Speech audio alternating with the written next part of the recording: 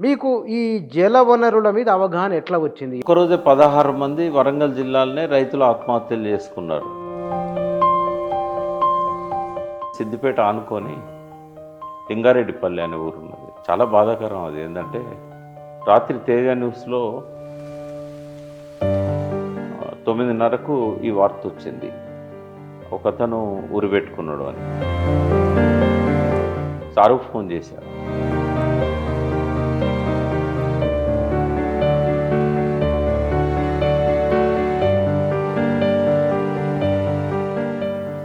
వాళ్ళు చెప్పిన కారణం ఏంటంటే 35 బోర్లు వేశాడు.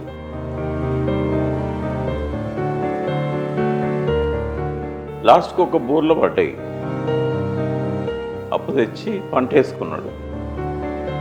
తీరా పొట్టకొచ్చే టైంకి బోరెండి. అప్పులోళ్ళేమో ఇంటి మీదకి వచ్చారు. కానీ వేరే దారి కనబడక చనిపోయాడు. ప్రపంచ బ్యాంకు నిధులతోని గోదావరి మీద కట్టిన ధవళేశ్వరాన్ని పునర్నిర్మించారు. ప్రకాశం బ్యారేజ్ని కూడా పునర్నిర్మించారు. రేవంత్ రెడ్డి కూడా ఇప్పటికంటాడు 100-150 ఏళ్ళ కింద కట్టినాయి గట్టిగా ఉన్నాయని. తెలియదు, వాళ్ళకి తెలియదు. తుంగభద్ర కూడా అట్లే అయింది. ఏ ప్రాజెక్ట్ అయినా తుంగభద్ర కట్టిన కొద్ది రోజులకి మొత్తం పోయింది. కడుతుంటేనే అది వరకు ఒక్కటే పంట పండించుకునేటోళ్ళు ఆంధ్రప్రదేశ్ ఏర్పడ్డ తర్వాత 2 పంటలు పండిస్తున్నారు. మీ నల్గొండలో బోర్ల రామిరెడ్డి అని పేరు వచ్చింది. 55 బోర్లు వేశాడు. అంటే ఇటువంటి కథలు ఎన్ని చెప్పాలి? ఎట్లన్నా చేయాలని చెప్పి కాళేశ్వరం మొదలు పెడితే గింత కథన, గిన్ని దాడుల. వాళ్ళంటే నాకు గౌరవం. అరగోపాల్ సార్ అన్న, కోదన్ రామన్న, చాలామంది వాళ్ళ కాళేశ్వరం తిట్టేటోళ్ళు అన్నా కూడా నాకు గౌరవం. కానీ అర్థం చేసుకోక, అవగాహన చేసుకోక, గాల్లో ఆలోచించి, నీళ్ళ లెక్కలు తెలియక ఈ రకంగా రాళ్ళేయడం అనేది వాళ్లకు తగదు. నమస్తే. ఈ మధ్య 2 తెలుగు రాష్ట్రాల ముఖ్యమంత్రులు, 2 తెలుగు రాష్ట్రాల రాజకీయ నాయకులు గోదావరి జలాల గురించి మాట్లాడుతున్నారు. గోదావరి జలాల విషయంలో తెలంగాణ, ఆంధ్రప్రదేశ్ ఈ 2 ఇప్పుడు రాష్ట్రాలు, ఒకప్పుడు ఒక రాష్ట్రంలో ఉన్న ప్రాంతాలు. ఏ ప్రాంతం వారి ఎక్కువ నీళ్లు వాడుకున్నారు, ఏ ప్రాంతం వారికి ఎంత మేరకు అవకాశం ఉన్నది? తెలంగాణ రాష్ట్రం తీసుకుందాం. మన రాష్ట్రం గోదావరి జలాలను వినియోగించుకున్నదా? మరి వేల టీఎంసీలేమో సముద్రాలకు వెళ్తున్నాయని చెప్తున్నారు. గోదావరి పరివాహక ప్రాంతంలో నాట్లేయడానికి నీళ్లు లేవు. ఎందుకు ఈ పరిస్థితి వచ్చింది? వీటి గురించి తెలుసుకుందాం, మరి లోతుగా తెలుసుకుందాం వీటి గురించి. దీనిపైన మనతో మాట్లాడేందుకు సామాజిక, రాజకీయ, ఆర్థిక రంగాల నిపుణులు, ప్రధానంగా జల వనరుల విషయంలో నిపుణులు వారు వి ప్రకాష్ గారు మన దగ్గర ఉన్నారు. వారితో మాట్లాడదాం. సార్ నమస్కారం. నమస్కారం బుచ్చన్న. సార్, మొదలు నేను ఈ సబ్జెక్టులోకి వెళ్ళే ముందు నదీ జలాల విషయంలో నేను ఒక 20-25 ఏళ్ళకు చూస్తున్నాను మిమ్మల్ని.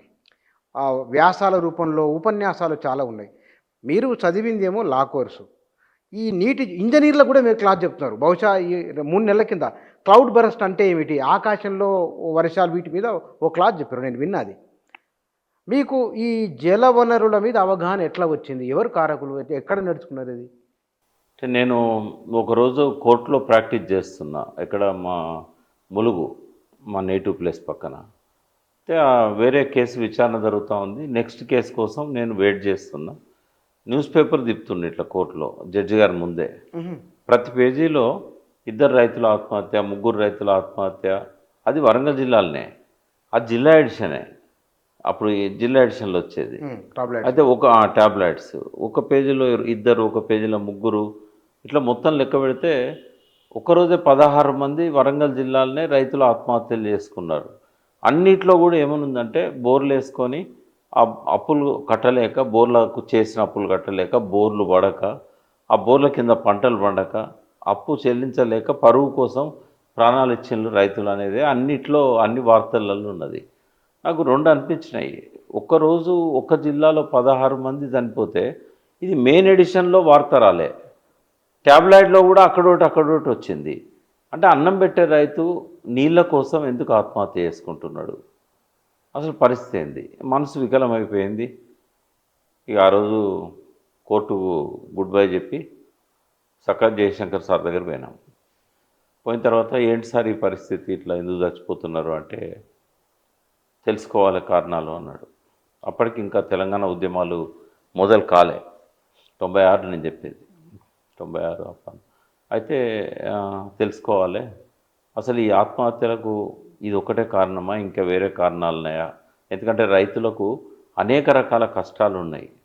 ఆయన సార్ ఎకనామిక్స్ కాబట్టి బాగా చాలా రోజులు స్టడీ చేస్తున్నాడు.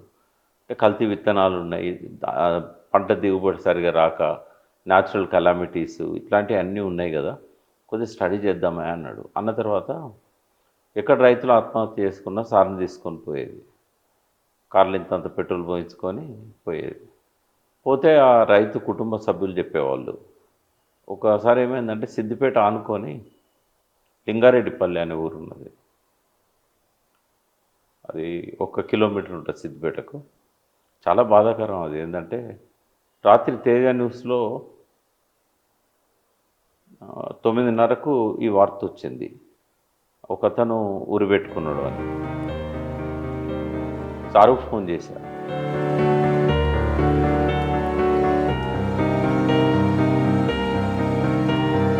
వాళ్ళైతే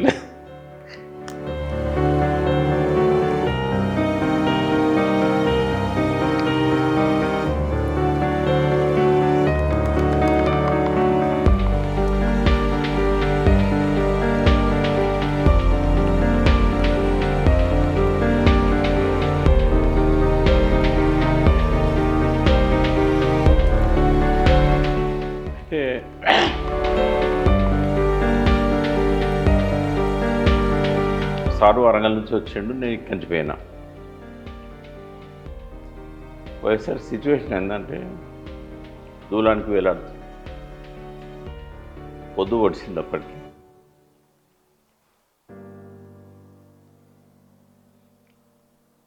వాళ్ళని అడిగినాం ఇద్దరం, చిన్న గడంచుండే దించవచ్చు కదా, ఎందుకు ఇంకా దానికి అట్లే ఉంచిందంటే, నిన్న అంజుమాన్ బ్యాంక్ వాళ్ళు వచ్చి, అంజుమాన్ అంటే భూతనక బ్యాంకు, ఇజ్జత్ తీసిళ్ళు, తట్టుకోలేక చనిపోయాడని చెప్పి, సరే దించండి మేము ఉన్నాం ఇక్కడ, మేము మాట్లాడతామని చెప్పి శవాన్ని దించినాక వాళ్ళు చెప్పిన కారణం ఏంటంటే,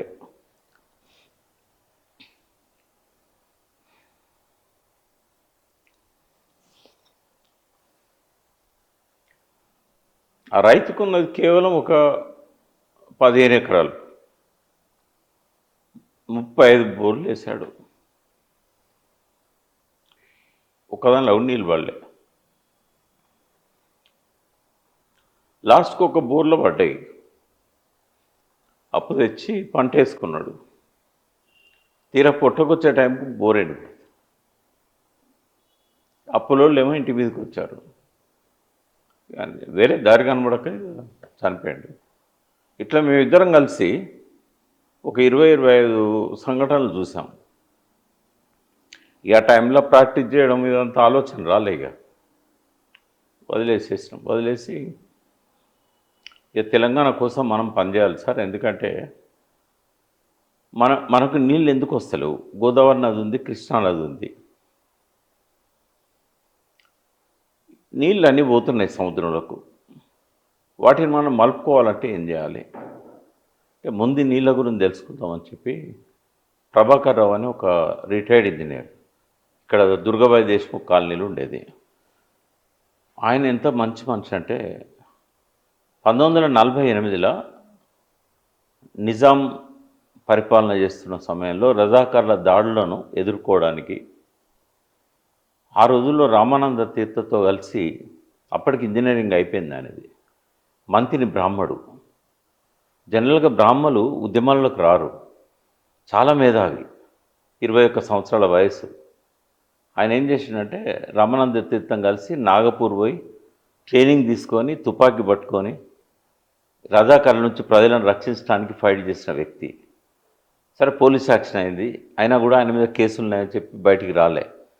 1951లో అప్పుడు రిక్రూట్మెంట్ అవుతున్నప్పుడు వెల్లోడి గవర్నమెంట్, ఆయన ఇంజనీర్గా అపాయింట్ అయ్యండి తెలంగాణలో. Junior engineer. ఆ రోజు నుంచి ఎన్టీ రామారావు ముఖ్యమంత్రిగా ఉన్న టైంలో 87లో ఈఎన్సీగా రిటైర్ అయ్యాడు. నెత్తి మీద ఒక క్యాప్ పెట్టుకునేది, బొచ్చు టోపీ అంటాం కదా. అయితే ఆయనే సార్కు ఫ్రెండ్. ఇద్దరం కలిసిపోతే ఆయన అన్నాడు కదా, నీళ్ళ గురించి తెలుసుకోవాలని ఇంట్రెస్ట్ మంచిదే, బట్ నువ్వు పెద్ద మనిషి అయిపోయినావు జయశంకర్, నువ్వు ఎడ తిరుగుతావు, నేను ఇవాళ పాఠం చెప్పినా అంటే రేపు పొద్దున మళ్ళీ పోయి చూసి రమ్మంట. ఈ పిల్లాడు కొంచెం ఉన్నాడు, ఇంట్రెస్ట్ ఉంది, ఇక నాకు అప్పచెప్పినావు కదా నువ్వు వెళ్ళిపో అన్నాడు ఆయన. మిమ్మల్ని జస్ట్ 40 years, 40 ఏళ్ళు ఉంటేనే. అంటే ఇది జరిగి ఇప్పటికీ 28 ఏళ్ళు అయింది. సో ఈరోజు నేను మధ్యాహ్నం లంచ్ తర్వాత రమ్మనేవాడు. లంచ్ తర్వాత ఆయన ఒక కునుకు తీసి, ఎందుకంటే అప్పటికి ఆయన 70 ఏళ్ళు పైనన్నాడు. సో రోజు నాకు విషయాలు చెప్పేవాడు డైలీ. ఏంటంటే 80 ఏళ్ళ పైన ఉండి అప్పటికే ఆయన తెలంగాణ చూసి చనిపోయాడు. తెలంగాణ వచ్చినాక 2 సంవత్సరాలు చనిపోయాడు. అయితే ఆయన ఇవాళ నాకు సింగూరులో జరిగిన అన్యాయాల గురించి చెప్పేవాడు. రేపు పొద్దున పోయి సింగూరు చూసిరమ్మనేవాడు. ఆయనకు తెలిసిన ఇంజనీర్లది ఎవరు దాన్ని ఫోన్ నెంబర్ ఇచ్చి వాళ్ళతో మాట్లాడి నువ్వు పోయిరాప్ప అంటే, వాళ్ళు నాకు ఈయన పంపిండు కాబట్టి ఈయన పెద్ద మనిషి కదా. ఈయన గొప్పతనం ఏంటంటే తెలంగాణలో అన్ని ప్రాజెక్టులలో ఈయన పనిచేసిండు. ఓహో. నాగార్జున సాగర్ కట్టక ముందు ఆయన ఇంజనీర్. నాకు మంచి గురువు దొరికిండు అనుకున్నా. ఆయన వల్లనే మొత్తం నాలెడ్జ్ అంతా కూడా నాకు వచ్చింది. ఈ పాత ప్రాజెక్టులు పాడైపోయినాయి ఇవన్నీ కూడా నాకు ఆయన చెప్పిండు. చెప్పి మీరు ప్రాక్టికల్గా అధ్యయనం చేయకపోతే నీళ్ళ లెక్క అర్థం కాదు, ఇది చాలా జటిలమైనది, తెలంగాణకు నీళ్లు కావాలి, కృష్ణా గోదావరిలో మనకు కావాల్సిన దానికంటే ఎక్కువ ఉన్నాయి, కానీ ఈ పాలకులకు ఇంట్రెస్ట్ లేదు అని చెప్పిండు ఆయన. ఏంటంటే శ్రీరామ్ సాగర్ ప్రాజెక్టు తర్వాత 500 కిలోమీటర్లు తెలంగాణలో గోదావరి పోతుంది. ఒక్కటంటే ఒక ప్రాజెక్టు కట్టలేదు, ఒక్కటంటే ఒక బ్యారేజ్ కట్టలేదు. ఎందుకంటే డెల్టాల తొలకరి నాట్లకు ఖరీఫ్ కాలంలో నీళ్లు కావాలంటే వాళ్ళు మన చెరువుల మీద ఆధారపడతారు అన్నాడు. ఎట్లా అంటే తెలంగాణలో చెరువులు దిగాలి, ఎందుకంటే గోదావరిలో ప్రాణహితలో కానీ ఇంద్రావతిలో కానీ శబరిలో కానీ జూన్ నెలలో నీళ్ళు రావు. ఇక్కడ చెరువులు దిగాలి, ఈ చెరువులు తెగిన నీళ్ళన్నీ కూడా గోదావరిలో కలవాలి, ఆ నీళ్ళన్నీ ధవళేశ్వరం పోవాలి, 13 లక్షల ఎకరాలకు నాట్లు పడాలి వాళ్ళకు. అయితే ఈ చెరువులో దిగిన నీళ్ళు అక్కడికి పోవాలంటే ఎక్కడ బ్యారేజ్ కట్టినా, ఎక్కడ చెక్ డ్యామ్ కట్టినా, ఎక్కడ ఆనకట్ట కట్టినా ఆ నీళ్ళు ఇక్కడనే ఉపయోగపడతాయి. కాబట్టి వాళ్ళు కట్టరు. ఆయన చెప్పినట్టే 2001లో టీఆర్ఎస్ అప్పుడు మొదలైన తర్వాత దేవాదుల ప్రాజెక్టుకు శంకుస్థాపన చేశారు. బ్యారేజ్ కడతారంటే కడెం సిఆర్ మంత్రి బ్యారేజ్ అక్కర్లేదంటాడు చంద్రబాబు నాయుడు. అండ్ బ్యారేజ్ కడితే ఏమైందంటే పైనుంచి నీళ్ళు రావు డెల్టాకు, వచ్చిన నీళ్ళు వచ్చినట్టు ఇక్కడ లిఫ్ట్ చేసుకుంటాం మనం. ఆడ చిన్న బొందు ఉంటుంది అన్నట్టు, ఆ బొందలకి వెళ్ళి ఎత్తిపోసుకోవాలని అంటాడు. 5.5 లక్షల ఎకరాల కట్ట బొందల నుంచి ఎత్తిపోసుకోవాలన్నట. శ్రీఆర్ కూడా బాధపడ్డాడు, బట్ ఏం చేయగలుగుతాడు ఆయన, ఇరిగేషన్ మినిస్టర్ అయినా కూడా ఏం చేయలేడు. చాలామంది తెలంగాణ వాళ్ళకి అర్థం కాదు. వాళ్ళు ఏమనుకుంటారంటే 3000 టీఎంసీలు సముద్రంలో పోతున్నాయి కదా, ఇంకా డెల్టాకు మన నీళ్ళు కావాలని అనుకుంటారు. అంటే వెనకటి రోజుల్లో ఆంధ్రలో సంక్రాంతి పెద్ద పండుగ, తెలంగాణకు దసరా పెద్ద పండుగ. ఎందుకంటే ఇక్కడ అన్ని చెరువుల కుంటల కింద వ్యవసాయం. అక్కడ ధవళేశ్వరము, ప్రకాశం బ్యారేజీ, సంగం ఆనికట్ట, కేసీ కెనాల్ కింద వ్యవసాయం అక్కడ. ఇవన్నీ ఫ్రెంచ్ వాళ్ళు బ్రిటిష్ వాళ్ళు కట్టిన ప్రాజెక్టులు. వాళ్ళది ప్రాజెక్టుల వ్యవసాయం, మన చెరువుల కింద వ్యవసాయం. మన దగ్గర మొట్టమొదటి ప్రాజెక్ట్ నిజాం సాగరు నిజాం కట్టిండు. అది 1931లో అయిపోయింది. ఇక ఆ తర్వాత ఏ ప్రాజెక్టు కూడా పెద్దగా కట్టింది లేదు. ఒక పోచంపాడు ప్రాజెక్టు పేరుతో శ్రీరామ్ సాగర్ కట్టారు. అయితే చెరువుల నీళ్లు ఇక్కడ వర్షాలు పడలేదు, సపోజ్ ఈ చెరువులు దిగాలి అందులో పోవాలనేది ఒక సిద్ధాంతం. సపోజ్ వర్షాలు పడలేదు తెలంగాణలో, అప్పుడు ఎక్కడి నుంచి రావాలి నీళ్ళు అంటే అప్పుడు సింగూరు లేదు, నిజాం సాగర్ ఉంది. పోచంపాడు అప్పుడే కట్టిండ్రు 1963 నుంచి 69 మధ్యలో కట్టారు. కడెం ప్రాజెక్టు నిజాం కాలంలో 49లో మొదలుపెట్టారు, 53, 55 వరకు కట్టారు. కట్టినాక వీళ్ళు అంటారు కదా, సమైక్య రాష్ట్రంలో కాంగ్రెస్ కట్టిన ప్రాజెక్టులన్నీ కట్టినాక మొదటి వరద నింపి కాలువలకు నీళ్ళు వదిలిపెట్టంగానే కొట్టుకుపోయింది ప్రాజెక్టు. కడెం ప్రాజెక్టు కొట్టుకుపోయింది ఒకటేసారికి. మేము గొప్ప వీళ్ళకి తెలియదు ఏ ప్రాజెక్ట్ అయినా. తుంగభద్ర డ్యామ్ కొత్తగా కట్టంగానే ఆ మొత్తం దెబ్బతిన్న తర్వాత హైదరాబాద్ అసెంబ్లీలో గోల అయింది. కొత్త ప్రాజెక్ట్ ఇట్లెట్లా అయింది అంటే బూరుగురు రామకృష్ణారావు సమాధానం చెప్పాడు. పోలవరం కడుతుంటేనే దెబ్బతిన్నది పారాపెట్ వాళ్ళు. ఇంకా ఆశ్చర్యం ఏంటంటే వీళ్ళు చాలామంది, నాకు బాధ అనిపిస్తుంది ఏంటంటే ప్రొఫెసర్ నాగేశ్వర్ లాంటి వాళ్ళు చాలా లోతుగా అధ్యయనం చేస్తారు. మనం గర్వించదగ్గ విశ్లేషకుడు ఆయన. నా వీడియోలే అందరు చూస్తారంటే నేను ఆయన ప్రతి వీడియో చూస్తాను. బట్ ఆయన కూడా ఒకరోజు ఏం చెప్పిండంటే, ఎప్పుడో 1853లో కట్టిన ధవళేశ్వరం అంత గట్టిగా ఉంది అని అన్నాడు. ప్రకాశం బ్యారేజ్ కూడా అంత గట్టిగా ఉందని చెప్తారు. చెప్తారు. వాస్తవంగా ఏమైందంటే 100 ఏళ్ళ తర్వాత ప్రపంచ బ్యాంకు నిధులతోని గోదావరి మీద కట్టిన ధవళేశ్వరాన్ని పునర్నిర్మించారు, ప్రకాశం బ్యారేజ్ని కూడా పునర్నిర్మించారు. రేవంత్ రెడ్డి కూడా ఇప్పటికంటాడు 100-150 ఏళ్ళ కింద కట్టినాయి గట్టిగా ఉన్నాయని. తెలియదు, వాళ్ళకి తెలియదు. తుంగభద్ర కూడా అట్లే అయింది. ఏ ప్రాజెక్ట్ అయినా బాల్యారిష్టాలు కట్టిన కొద్ది రోజులకే మొత్తం పోయిందా? కడుతుంటేనే చాలా దెబ్బతిన్నది. అసెంబ్లీలో దాని మీద విపరీతంగా గొడవ అయింది హైదరాబాద్ అసెంబ్లీలో. ఇప్పటికైనా మీకు మినిట్స్ ఉన్నాయి. హైదరాబాద్ అసెంబ్లీలో తుంగభద్ర డ్యాము దాన్ని దెబ్బతిన్న దాని మీద ఒక్కొక్క ఎమ్మెల్యే ఏం మాట్లాడండి, హైదరాబాద్ ఎమ్మెల్యేలు, ఇక్కడ హైదరాబాద్ స్టేట్ అప్పుడు. ఎందుకంటే నిజాము సపోర్ట్తో కట్టారు అది. నిజామే అప్పుడు డ్యామ్ యొక్క రూపకల్పన చేసిందే నవాబ్ అలీ నవాజ్ జంగ్, మన ఇంజనీర్స్ డేస్. అయితే ఇది ఎందుకు మొదలుపెట్టినా అంటే, ప్రభాకరరావు గారు చెప్పింది ఏంటంటే, డెల్టాలో ఖరీఫ్ పంటలకు నాట్లు పడాలంటే తెలంగాణ నీళ్లు కావాలి, లేదా పై రాష్ట్రాల నుంచి వచ్చే నీళ్లు కావాలి. అదివరకు ఒకటే పంట పండించుకునేటోళ్ళు ఆంధ్రప్రదేశ్ ఏర్పడ్డ తర్వాత 2 పంటలు పండిస్తున్నారు. మీకు కొంచెం సెటైరిక్గా చెప్తా. వాళ్ళేమో సంక్రాంతి ఆంధ్రలో పెద్ద పండుగ, గొప్ప పండుగ. మనకు దసరా పెద్ద పండుగ, గొప్ప పండుగ. పండుగ అంటే ఎప్పుడు?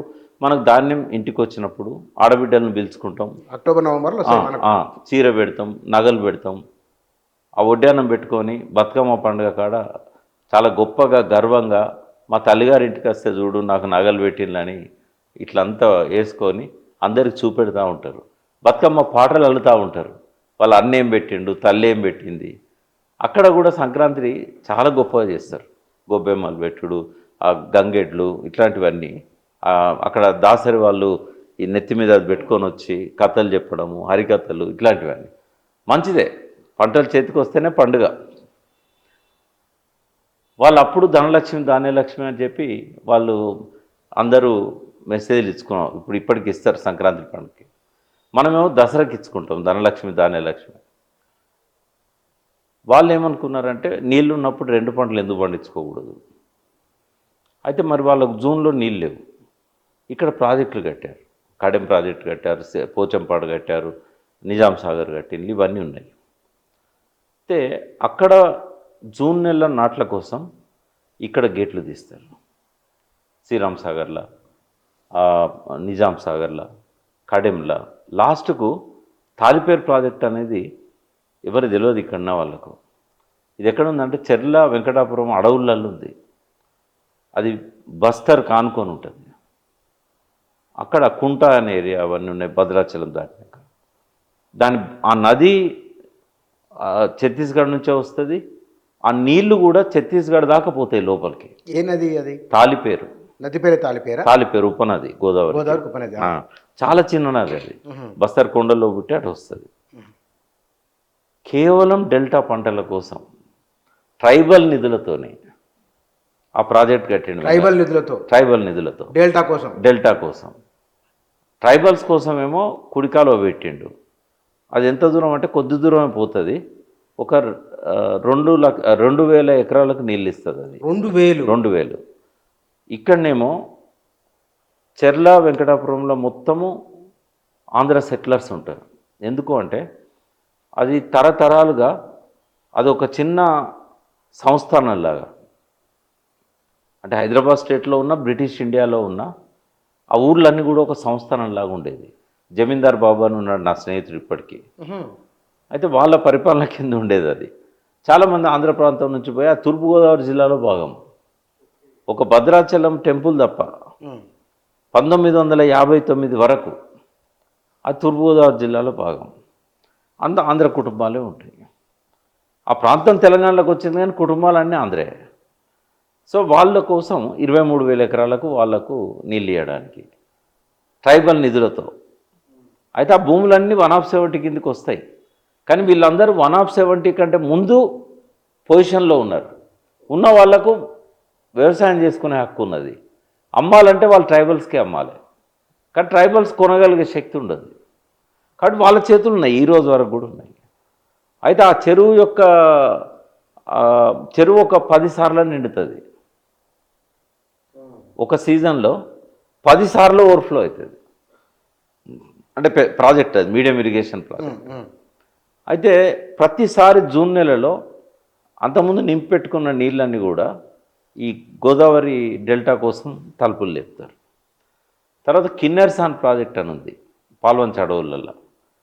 అది కట్టింది పవర్ హౌస్ కోసం, పాల్వంచ పవర్ హౌస్కు నీటి సప్లై.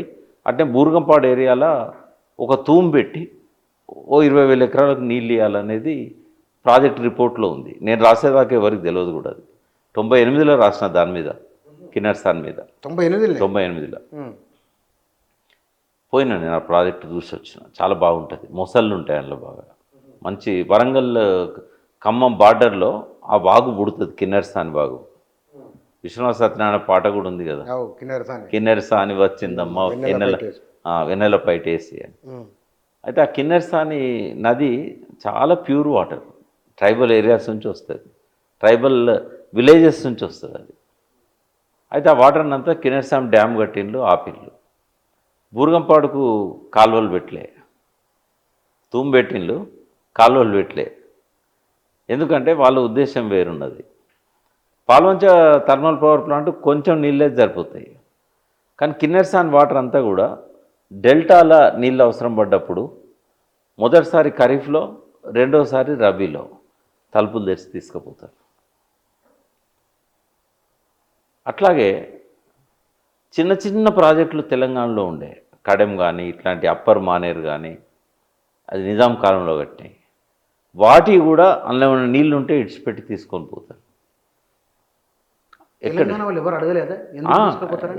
అసలు తెలంగాణ వాళ్ళకు నోరెక్కడిది. అసలు ఇంకా ఆశ్చర్యం ఏంటంటే 1956 సమైక్య రాష్ట్రం వచ్చిన తర్వాత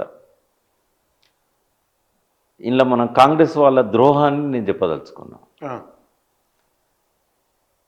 1956లో తెలంగాణ కాంగ్రెస్, ఆంధ్ర కాంగ్రెస్ అప్పుడు ఒకటే కాంగ్రెస్, ఉమ్మడి రాష్ట్ర కాంగ్రెస్. ఎందుకంటే పెద్ద మనుషుల ఒప్పందం 14 షరతులల్లో ఒక షరతు ఏం తెలుసా? హైదరాబాద్కు సపరేట్ కాంగ్రెస్ కమిటీ ఉండాలి. ఎందుకంటే వీళ్ళ టికెట్లు వీళ్ళే ఇచ్చుకోవాలి. వీళ్ళు ఆంధ్ర కాంగ్రెస్ మీద ఆధారపడితే ఇక తెలంగాణ వాళ్ళు డమ్మీలు అయిపోతారని చెప్పి ఎంతో దూరదృష్టితోని చెన్నారెడ్డి గారు, కేవీ రంగారెడ్డి గారు, జేవి నరసింహరావు గారు వాళ్ళు దాని మీద పెద్ద మనుషుల ఒప్పందం మీద సంతకాలు చేశారు. వాళ్ళు ఏం చేసిందంటే తెలంగాణకు సపరేట్ హైదరాబాద్ పీసీసీ కమిటీ ఉండాలన్నారు. నీలం సంజయ్ రెడ్డి ముఖ్యమంత్రి కాగానే ఏమన్నాడంటే మళ్ళీ 2 కాంగ్రెస్లు అయింది, ఒక్క ప్రభుత్వం 2 కాంగ్రెస్లు ఉంటాయా, అది అవసరం లేదని కొట్టేసిండు. కొట్టేసిన తర్వాత ప్రతి ఎలక్షన్లో టికెట్ కోసం నీలం సంజయ్ రెడ్డిని, బ్రహ్మానంద రెడ్డిని, వెంగళరావును కాళ్ళేళ్ళు పట్టుకోవాలి కదా. వీళ్ళు మాట్లాడతారా? నీళ్ళ మీద మాట్లాడితే టికెట్ ఇస్తారా? నేను 1998 అసెంబ్లీలో చర్చ పెట్టించి జువా చంద్రశేఖరరావు అని చెప్పి కరీంనగర్, ఆయనతోని తెలంగాణ మీద చాలామంది ఎమ్మెల్యేలకు నేను ఒకటి ప్రత్యేకంగా బుక్లెట్, ఇట్లాంటి బుక్లెట్లు ఎప్పుడు వేసిండ్రు? అది ఇదేమో తెలంగాణ రాష్ట్రం తరఫున 2002లో నేనే రాశాను. ఇది మీరు రాసింది? ఇది తెలంగాణలో గోదావరి జిల్లాలో వినియోగం. ఇట్లాంటి నేను ఏం చేశానంటే అనాగ్రంథమాలు ఎట్లయితే తెలంగాణ సాయుధ పోరాట కాలంలో వటికోట అల్వార్ స్వామి పెట్టిండో, నేనేం చేశానంటే 5 రూపాయలకు ఒక బుక్ అని చెప్పి చిన్న చిన్న పుస్తకాలే. ఆ పుస్తకాలన్నీ ఒక్కొక్క ప్రాజెక్టు మీద, ఒక్కొక్క జిల్లాకు సంబంధించిన వాటి మీద ఎట్లా అన్యాయం జరిగింది తెలంగాణకు అనేది 99 అప్పుడు నేను ప్రింట్ చేశాను అన్నట్టు. అయితే ఇట్లా అవేర్నెస్ బాగా క్రియేట్ చేశాం కానీ ఆ రోజులలో ఈ అవేర్నెస్ లేదు. ఈ అవేర్నెస్ లేక ఏ విషయం మీద కూడా తెలంగాణ వాళ్ళు ఒకటేమో అవేర్నెస్ లేదు, రెండవదేమో మాట్లాడే ధైర్యం లేదు. అయితే చంద్రశేఖరరావుకి ఇచ్చిన నేను ఈ పుస్తకాలు ఇస్తే ఆయన అందరు ఎమ్మెల్యేలకు ఇచ్చినాం. ఇస్తే ఆయన మాట్లాడినందుకు చంద్రబాబు నాయుడు నెక్స్ట్ ఎలక్షన్లో టీడీపీ ఆయనకు టికెట్ ఇవ్వలేదు. చంద్రబాబు ముఖ్యమంత్రి ఉన్నప్పుడు తెలంగాణకు అన్యాయం జరుగుతుందని అదే అసెంబ్లీలో మాట్లాడింది ఆయన. మన కేసీఆర్ గారు మంత్రి అప్పుడు. అయితే ఆ మాట్లాడిన వాళ్ళు ఎవరెవరైతే ఉన్నారో వాళ్ళకి ఎవరికి టికెట్ లేలే. అందులో చంద్రశేఖరరావు గారు ఒకరు, జువా చంద్రశేఖరరావు కరీంనగర్ స్థానిక ఎమ్మెల్యే. ఇక మంత్రిగా ఉన్నాడు కాబట్టి కేసీఆర్ మాట్లాడలేడు. ఎమ్మెల్యేలు ఉన్న మిగతా వాళ్ళు ఎవరెవరైతే మాట్లాడినో అందరు టికెట్లు కట్టు. అంటే ఆనాడు వాళ్ళని వ్యతిరేకిస్తే రాజకీయంగా టికెట్ రాదు. ఇక్కడ రెండు విషయాలు మీరు చెప్పిన దాన్ని బట్టి, ఉమ్మడి రాష్ట్రంలో ఆనాడు ఉన్నది కాంగ్రెసే. పెద్ద మనుషుల ఒప్పందంలో ఒక రాజకీయ పార్టీకి ఉండాలని అగ్రిమెంట్ చేసుకోవడం అంటేనే ఆనాడు కాంగ్రెస్ పార్టీ ప్రభుత్వం వేరు కాదు అనే భావన మనలో ఉన్నది. గోదావరి జలాల వినియోగానికి ఆనాడు నిజాం ప్రభుత్వం ఆలోచన పక్కాగా ఉన్నదా, ఉమ్మడి రాష్ట్ర ప్రభుత్వ ఆలోచన ఉన్నది, ఎట్టున్నది? అది చెప్పడానికంటే ముందు ఒక మాట చెప్పి నేను చెప్తా. దసరాకు సంక్రాంతికి ధనలక్ష్మి ధాన్యలక్ష్మి అని చేసుకునే వాళ్ళు కదా. ఇప్పుడు మీరు చూడండి, దసరాకు ఆంధ్ర వాళ్ళు ధనలక్ష్మి ధాన్యలక్ష్మి అని మెసేజ్లు పెడతారు, సంక్రాంతికి కూడా పెడతారు. అంటే ఒక్క పంట పండించుకునేది 2 పంటలు పండించుకున్నారు. మరి వాళ్ళకి 2 పంటలకు నీళ్ళు ఎక్కడి? వాళ్ళ పంటకాలం ఎట్లుండేదంటే, ఈ గోదావరిలో నీళ్ళు ఎప్పుడు వస్తాయో అది వాళ్ళ పంటకాలం. అంటే జూలైలో నాట్లు పడితే August, September, October, November, December. జూలైలో నార్లు పోసుకునేది, డిసెంబర్, జనవరి కల్లా పంటలు ఇంటికి వచ్చేది. సంక్రాంతి పండుగ ఇది ఒకటే పంట వాళ్ళకు, సంక్రాంతి పండుగ. ఇప్పుడు ఏం చేశారు, ఖరీఫ్ పంటల్ని ముందుకు జరిపారు. జూన్లోనే వాళ్ళు నార్లు పోసుకొని నాట్లు వేసుకుంటున్నారు. అక్టోబర్, నవంబర్ వచ్చేసరికి ఈ పంట వచ్చేస్తున్నది. ఆ టైంలో గోదావరిలో నీళ్ళు ఉంటాయి కాబట్టి మళ్ళీ 2వ పంటకు నాట్లు వేసుకుంటాను. అది పొట్టకొచ్చే టైంకి తడులకు నీళ్ళు ఉండవు. ఎందుకు ఉండవు అంటే, ఫిబ్రవరి వచ్చేసరికి, జనవరి ఫిబ్రవరి వచ్చేసరికి ప్రాణహిత దగ్గర దారాలు ఆగిపోతాయి. వారం రోజులైనా 1 టీఎంసీ రాదు.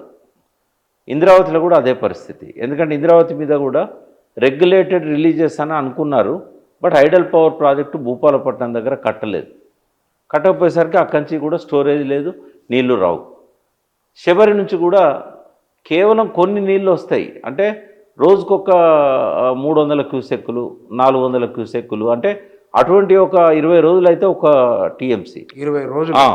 ఎందుకు అనంటే, పైన సీలేరు పవర్ ప్రాజెక్ట్స్ ఉన్నాయి, అప్పర్ సీలేరు, లోయర్ సీలేరు. శబరి మీద ఉపనది అది. ఆ పవర్ జనరేట్ చేయంగా వచ్చిన నీళ్ళు ఉంటాయి కదా, గవ్వే మనకు డెల్టాకు దిక్కన్నట్టు. ఈ బాగులల్లో అన్నిట్లో నీళ్ళు ఆగిపోతాయి, వర్షాలు పడవు కదా ఆ టైంలో. ఇట్లా ఏమైందంటే, డెల్టా 2వ పంట పండించడం మొదలుపెట్టినప్పటి నుంచి, మొదటి పంట ముందుకు జరిపినందుకు నీళ్లుండయి, 2వ పంట వెనకకు జరిగినందుకు నీళ్లుండయి. మరి ఈ నీళ్ళు ఎక్కడి నుంచి రావాలి అంటే, సింగూరు ప్రాజెక్టు కట్టిన తర్వాత 1985 మొదలుపెట్టి 89 వరకు కంప్లీట్ చేశారు. సింగూరు డ్యామ్ తలుపులు కూడా హైదరాబాద్ మంచినీళ్ళ కోసం ఇవ్వాల్సిన సింగూరు, అందులో కూడా బూర్గంపాడులో కిన్నెరసాన్ నుంచి ఎట్లయితే 20,000 ఎకరాలకు నీళ్లు పోవాలనో, సింగూరులో కూడా తూములు కట్టారు. కాలువల ద్వారా 40,000 ఎకరాలకు నీళ్ళు ఇస్తామని చెప్పారు. ఆ తూములు కట్టిండ్లు, కాలువలు తీయలేదు. అక్కడ కిన్నెరసాన్లో తూములు కట్టిండ్లు, కాలువలు తీయలేదు. ఎందుకు అంటే, సింగూరేమో కాలువలు తీస్తే రైతులకు పోతాయి, ఇలా నీళ్ళన్నీ హైదరాబాద్కు, ఆంధ్ర కాలనీలకు. అప్పుడు ఆ టైంలోనే హౌసింగ్ బోర్డ్ కాలనీ స్టార్ట్ అయింది. ఆసియా ఖండంలోనే బిగ్గెస్ట్ కాలనీ ఇది. కాబట్టి నిజాం సాగర్ రైతుల నోర్లు కొట్టి, మంజీరా మీద అడ్డుకట్టేసి, నిజాం సాగర్కు నీళ్లను పోనీయకుండా, సింగూరుకు రైతులను మోసం చేసి, కాలువలు లేకుండా ఆ నీళ్ళని హైదరాబాద్కు తరలించారు.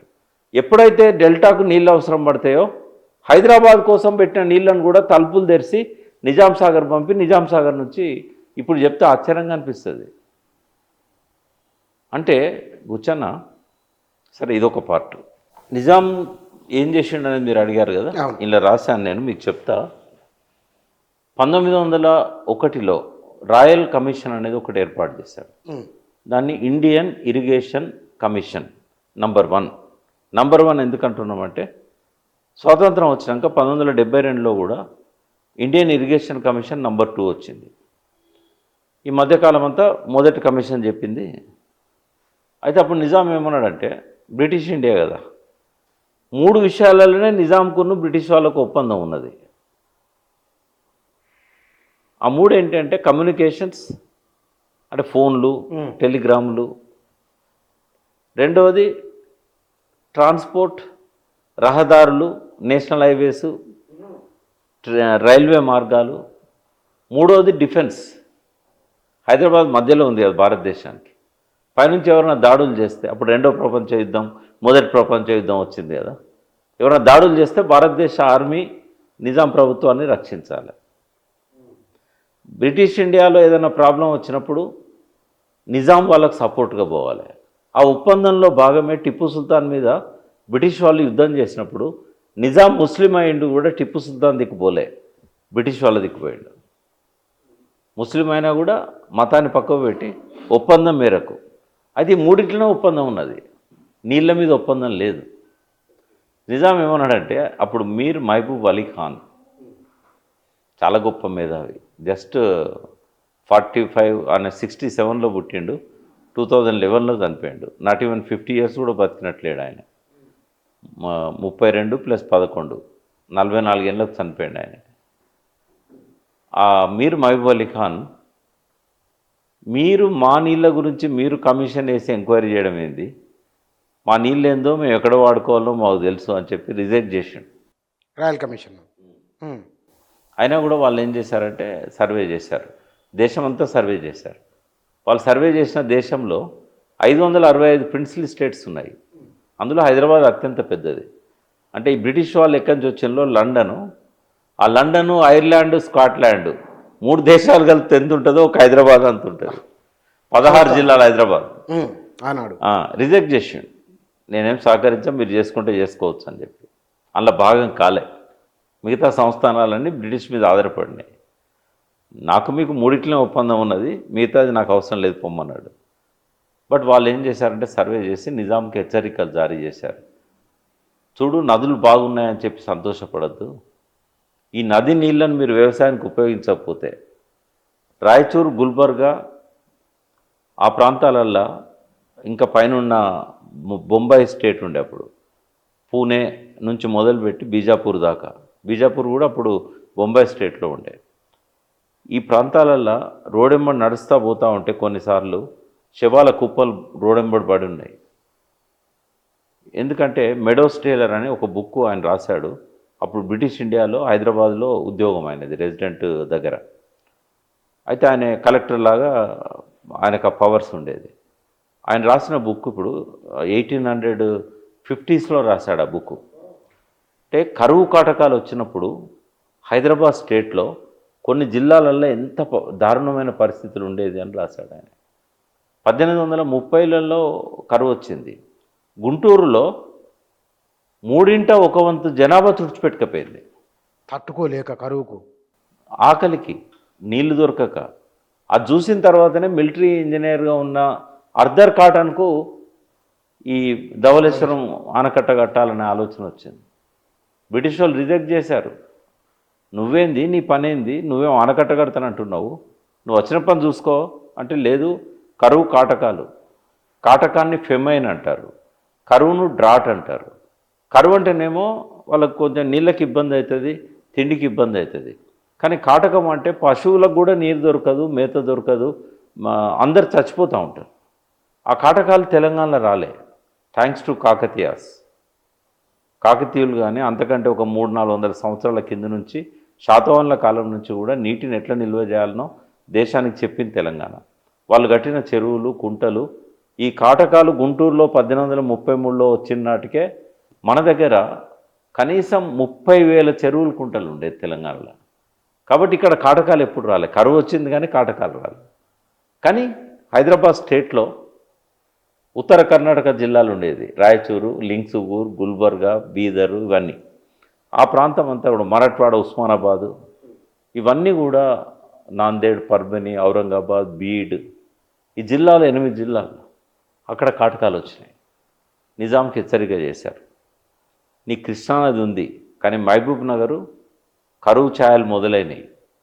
రాబోయే రోజుల్లో దేశంలోని అత్యంత కరువుకు గురయ్యే ప్రాంతాలలో నీ మహబూబ్ నగర్ కూడా ఒకటని చెప్పారు.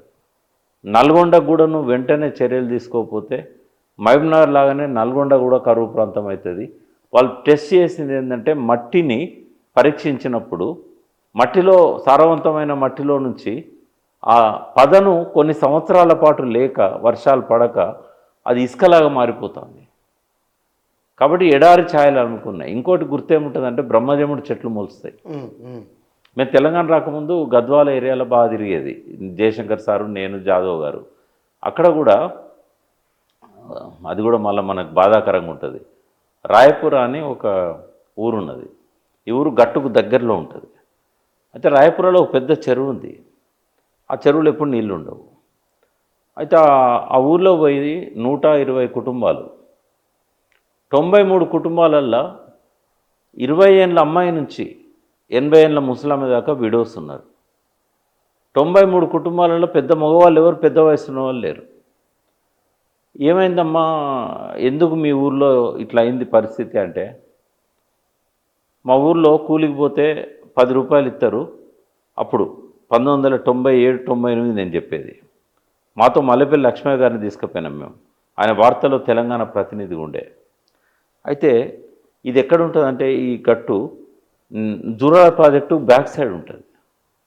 నడిగడ్డ అంటారు. తుంగభద్ర నదికి కృష్ణానది మధ్య ఉన్న ప్రాంతం. అయితే ఈ 10 రూపాయల కూలితో పాటు ఒక కళ్ళు సీసా ఇస్తారు అని.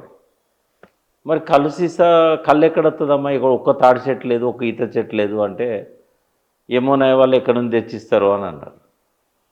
ఎవరి కళ్ళు తయారు చేసేవాళ్ళు అంటే, ఇప్పుడు వాళ్ళ పేర్లు చెప్పడం బాగుండదు కానీ గత 40 సంవత్సరాల్లో 40-50 సంవత్సరాల్లో అత్యంత ఎక్కువ సార్లు ఎమ్మెల్యేలుగా ఉన్న కుటుంబం అది.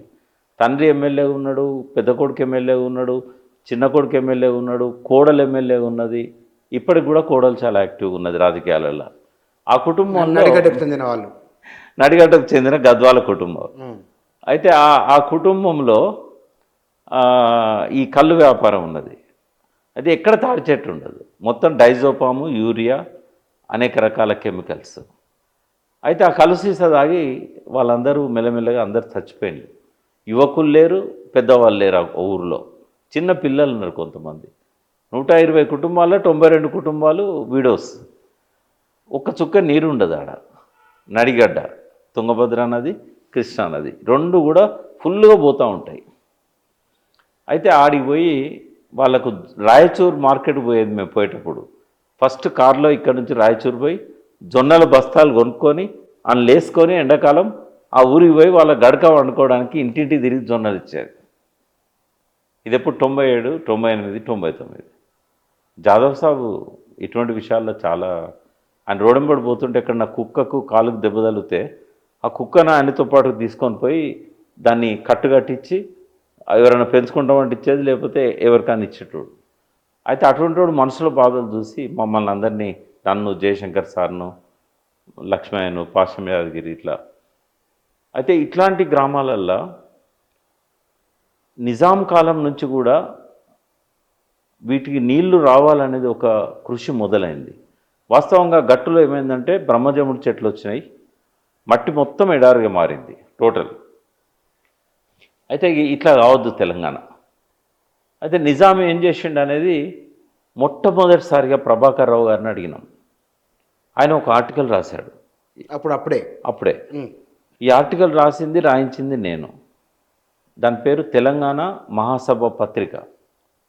నేను తెలంగాణకి దిగిన తర్వాత తెలంగాణ మహాసభ మారోజు వీరన్న సపోర్ట్తోని, ఆయన డబ్బులతోనే, అడవుల్లో నుంచి దళాలు డబ్బులు పంపేది మాకు.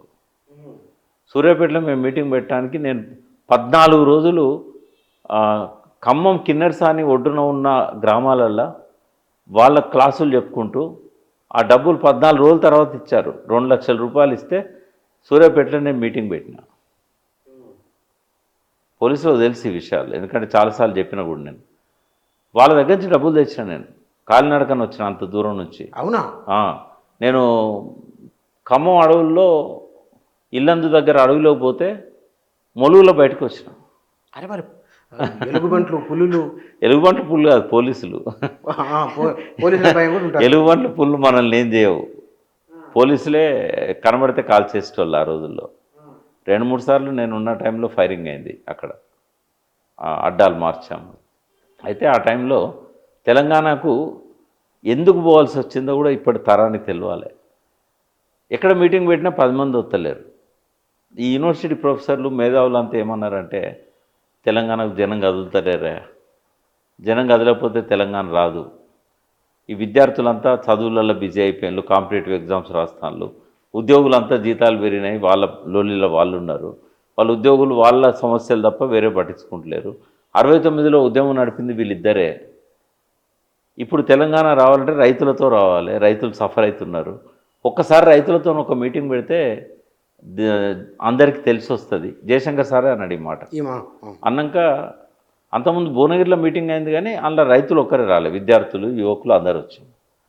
సరే ఒక్కసారి రైతులతో మీటింగ్ పెట్టి చూపెడదామని సూర్యాపేటలో మారోజు వీరన్న ఇనిషియేటివ్ తీసుకొని, భరత్ కుమార్ అప్పుడు బాగా ఇంట్రెస్ట్ ఉండే, ఇప్పుడు TRS general secretary, advocate Bharat Kannabiran దగ్గర ఉండే, చెరుకు సుధాకర్, బెల్లయ్య నాయక్, నేను, మారోజు వీరన్న సపోర్ట్తోని అడవుల్లోంచి ఆ డబ్బులు తెచ్చుకొని అన్ని లారీలను ఎంగేజ్ చేసి, వాళ్ళ సూర్యాపేట చుట్టుపక్కల గ్రామాల్లో జనశక్తికి బలం ఉండే, వీరన్న సపోర్ట్తో, ఆయన ఊరు కూడా అక్కడే కరివిరాల కొత్తగూడెం, వాళ్ళ డబ్బులతోని తెలంగాణ ఉద్యమాన్ని మొదలుపెట్టినాం. అప్పుడు సూర్యాపేటలో ఆ సభ జరిపినప్పుడు 20,000 మంది వచ్చారు. కానీ 20,000 గాంధీ భవన్లో, గాంధీ పార్క్లో మీటింగ్ పెడితే అప్పుడు పాత రోడ్డు ఉండే, కొత్త రోడ్డు లేదు. రోడ్ అంతా జామ్ అయి బస్సులన్నీ అయిపోయినాయి. హరగోపాల్ సార్ ఖమ్మం నుంచి పోతూ పోతూ ఈ లొల్లి చూసి దిగిపోయినాడు. దిగిపోయి జయశంకర్ సారు, కాళోజీ నారాయణరావు, జనార్దన్ రావు, నేను మేము అంతుంటే సార్ను స్టేజ్ మీదకి బలవంతంగా తీసుకొచ్చాడు. నేను సార్ ఒక్క మాట మాట్లాడండి అంటే ఆయన ఒక్కటే మాట మాట్లాడాడు, తెలంగాణ వస్తే పౌర హక్కులకు రక్షణ కలుగుతుంది అనుకుంటే నేను తెలంగాణకు సపోర్ట్ చేస్తా అన్నాడు.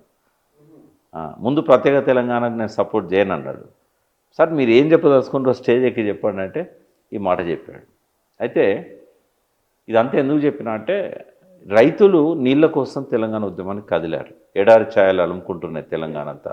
నిజాం కాలంలో ఇరిగేషన్ కమిషన్ ఎప్పుడైతే చెప్పిందో ముందు వద్దన్నాడు నిజాం, కానీ వెంటనే ఆ చర్యలను అన్నింటినీ మొదలుపెట్టాడు. వాళ్ళు చెప్పిన దాన్ని చాలా సీరియస్గా తీసుకొని ఫస్ట్ ఏం చేసిండంటే, అప్పటికే బ్రిటిష్ ఇండియాలో ఉన్న అలెన్ రోజ్ అనే ఒక ఇంజనీర్ను ఇక్కడ అపాయింట్ చేసుకున్నాడు, ఇక్కడ హైదరాబాద్ చీఫ్ ఇంజనీర్గా. అలెన్ రోజ్, ఎస్సీ అని వస్తా, ROSC, రోస్క్ అని అంటాం, కానీ కే silent. Allen rose first chief engineer, అంటే ఈ బ్రిటిష్ ఇండియాకు సంబంధించిన. 1896లోనే మొట్టమొదటి చీఫ్ ఇంజనీర్ని అపాయింట్ చేశాడు. ఆయన ప్లేస్లో ఈయనని తీసుకొచ్చి పెట్టాడు. పెట్టి అప్పుడు అలీ నవాజ్ జంగ్, ఎవరైతే మనం ఇంజనీర్స్ డే జరుపుకుంటామో, మీర్ నవాబ్ అలీ నవాజ్ జంగ్, అసలు పేరు అలీ అహ్మద్, మీర్ అలీ అహ్మద్. ఆయన ఏంటంటే నిజాం స్కాలర్షిప్తో లండన్ పోయి ఆయన ఇంజనీరింగ్ పూర్తి చేసుకొని వచ్చాడు. చాలా నిజాంకి ఆయన అంటే ప్రేమ. సో ఆయనకు అసిస్టెంట్గా పెట్టాడు. ఫస్ట్ ప్రాజెక్టు వాళ్ళు టేకప్ చేసింది మంజీరా మీద గన్పూర్ ఆనికట్టు, మెదక్కు దగ్గరలో ఉంటుంది. దానికి 2 కాలువలు తర్వాత వచ్చినాయి. ఒకటి మహబూబ్ నహర్ కెనాల్, ఎందుకంటే అది కట్టింది ఆయనే, మహబూబ్ అలీ పాషా, అంటే ఉస్మాన్ అలీ ఖాన్ తండ్రి, అంటే 6వ నిజాం, ఆయన పేరు మీద మహబూబ్ నహర్ కెనాల్. ఆసిఫ్ నహర్ కెనాల్ అని ఇంకోటి పెట్టారు, ఆ తర్వాత కాలంలో వచ్చింది. సో ఇది మొట్టమొదటి ప్రాజెక్టు. దీని తర్వాత పంటలు పండుతున్న కొద్దీ పన్నులు వస్తున్నాయి ఖజానాకు. నిజాం కండిషన్ ఏంటంటే, పంటలు పండితేనే పన్నులు వసూలు చేయాలి, లేకపోతే చేయొద్దు. బాగుంది. అయితే పంటలు పండటానికి నీటి వసతి ఇవ్వాలి మనం, వర్షాధార పంటలు కాదు, నీటి వసతి మనం ఇవ్వాలి. ఆయన ఫస్ట్ ప్రియారిటీ 1900 సంవత్సరం కంటే ముందు నుంచే సాగునీటికి ఇచ్చాడు. 1867లోనే సాలార్జంగ్ దానికోసం చేశారు. అయితే ఇది చెప్పుకుంటూ పోతే గంటల కొద్ది పోద్ది కాబట్టి కట్ ఇట్ షార్ట్. 1951లో జూలై 27, 28 తేదీలు ఢిల్లీలో గోదావరి కృష్ణా సంబంధిత రాష్ట్రాల ముఖ్యమంత్రుల నీటిపారుదల శాఖ మంత్రుల సమావేశం జరిగింది. ఈ సమావేశము ఇది జరిగింది 1951 జూలై 27, 28. అప్పుడు ప్రణాళిక సంఘంలో కేఎల్ రావు గారు ఒక ఉద్యోగిగా పనిచేస్తున్నారు. ఆయన దానికి అటెండ్ అయ్యాడు. అప్పుడు రెండు తెలుగు రాష్ట్రాలు వేరు వేరు ఉన్నాయి. వేరువేరున్నాయి. అది మద్రాస్ స్టేట్లో ఉంది, ఇది హైదరాబాద్ స్టేట్లో ఉంది. అయితే ఢిల్లీకి పిలిపించారు. అప్పుడు నీటి మీద పెద్దగా అవగాహన లేకుండా, ఎందుకంటే అసలు గోదావరిలో శబరి కలుస్తుంది కదా, ఈ శబరి ఎక్కడ పుట్టింది, ఏ రాష్ట్రానికి సంబంధం ఉన్నదనే విషయం కూడా వాళ్ళకి తెలియదు. ఒరిస్సా రాష్ట్రాన్నే పిలవలేదు వాళ్ళు మీటింగ్కు. అయ్యో, ఆ మీటింగ్ అయినాక వాళ్ళకు తెలిసింది, అయ్యో మేము గోదావరి బేసిన్లో ఉన్నాము, శబరి మా దగ్గర నుంచి వస్తుంది, మీరు మమ్మల్ని ఎందుకు కలుపుకుంటలేరని చెప్పేసి వాళ్ళు ఇది చేశారు. శబరే కాదు, ఛత్తీస్గఢ్లో ఉన్న ఇంద్రావతి నది కూడా మధ్యప్రదేశ్, అందులో కొంత ఒరిస్సా నుంచి కూడా వచ్చి కలుస్తుంది. ఆ రాష్ట్రాన్ని భాగం చేయలేదు. వాళ్ళు పిలిచిందే మధ్యప్రదేశ్, మహారాష్ట్ర, ఆంధ్రప్రదేశ్, ఈ 3 రాష్ట్రాలేమో డైరెక్ట్ నది ప్రవహించే రాష్ట్రాలు. ఇవి ఉపనదులు ఏవైతే ఉన్నాయో పైనుంచి వచ్చేటివి ఉంటాయి కదా, వాటికి సంబంధం కర్ణాటక ఉంటుంది. ఎందుకంటే మంజీరా నది కర్ణాటకలో పుడుతుంది.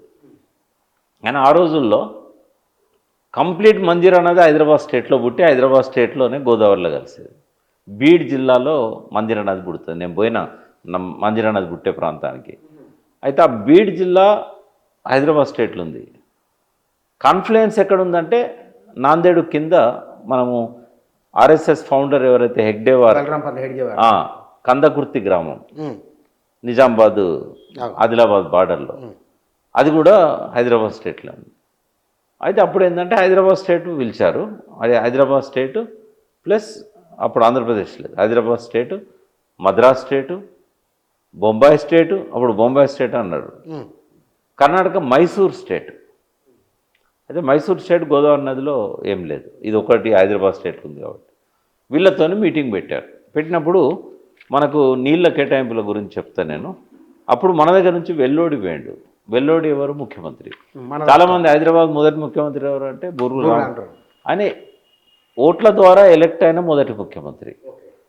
బట్ నిజాం స్టేట్ ఎప్పుడైతే పోలీస్ యాక్షన్ తర్వాత జనరల్ చౌదరి అడ్మినిస్ట్రేషన్ కిందకి వచ్చిందో, ఆయన మిలిటరీ జనరల్ కదా, అప్పుడు గవర్నరే రాజప్రముఖ్. నెహ్రూ ఏం చేసిండంటే, రాజ్యాంగం రాసుకుంటున్నాము, హైదరాబాద్ స్టేట్ ఇందులో కలపాలి కాబట్టి మిలిటరీ అక్కర్లేదు, మనం ఒక సివిల్ సర్వెంట్ని పెడదామని చెప్పి, ఇప్పుడు ఐఏఎస్ ఎట్లా అప్పుడు ఐసీఎస్ ఉండే, ఆయనను పంపించాడు. ఆయన ఏంటంటే 1949 డిసెంబర్ 1 నాడు ముఖ్యమంత్రిగా పదవి ప్రమాణ స్వీకారం చేశాడు. ఆయన జనవరి 26, 1950 నాడు దిగిపోయాడు. ఆయన ఉన్న కొద్ది గ్యాప్ పీరియడ్లో అంటే తర్వాత ఆయన ముఖ్యమంత్రి అయ్యాడు, అప్పుడేమో ప్రధానమంత్రి. గుర్తుపెట్టుకో, 1949లో అన్ని ప్రావిన్సెస్లలో ప్రధానమంత్రులు ఉండేవాళ్ళు, దేశానికేమో నెహ్రూ ప్రధానమంత్రి. అరే ఇదంతా కన్ఫ్యూజన్ ఉంది. మద్రాసుకు ప్రధానమంత్రి రాజగోపాలాచారి, అంతకుముందు కుమారస్వామి రాజా, బొంబాయికో ప్రధానమంత్రి, మళ్ళీ ఢిల్లీలో ప్రధానమంత్రి జవహర్లాల్ నెహ్రూ. ఇట్లా బాగాలేదని ఏం చేశారంటే ఆయన డిజిగ్నేషన్ను జనవరి 26న ముఖ్యమంత్రిగా మార్చారు. అన్ని రాష్ట్రాలకు కూడా ముఖ్యమంత్రులు అని పెట్టారు. ఎప్పటిదాకా ఉన్నాడు ఆయన? బూరుగుల రామకృష్ణారావు ముఖ్యమంత్రి అయ్యేదాకా ఉన్నాడు.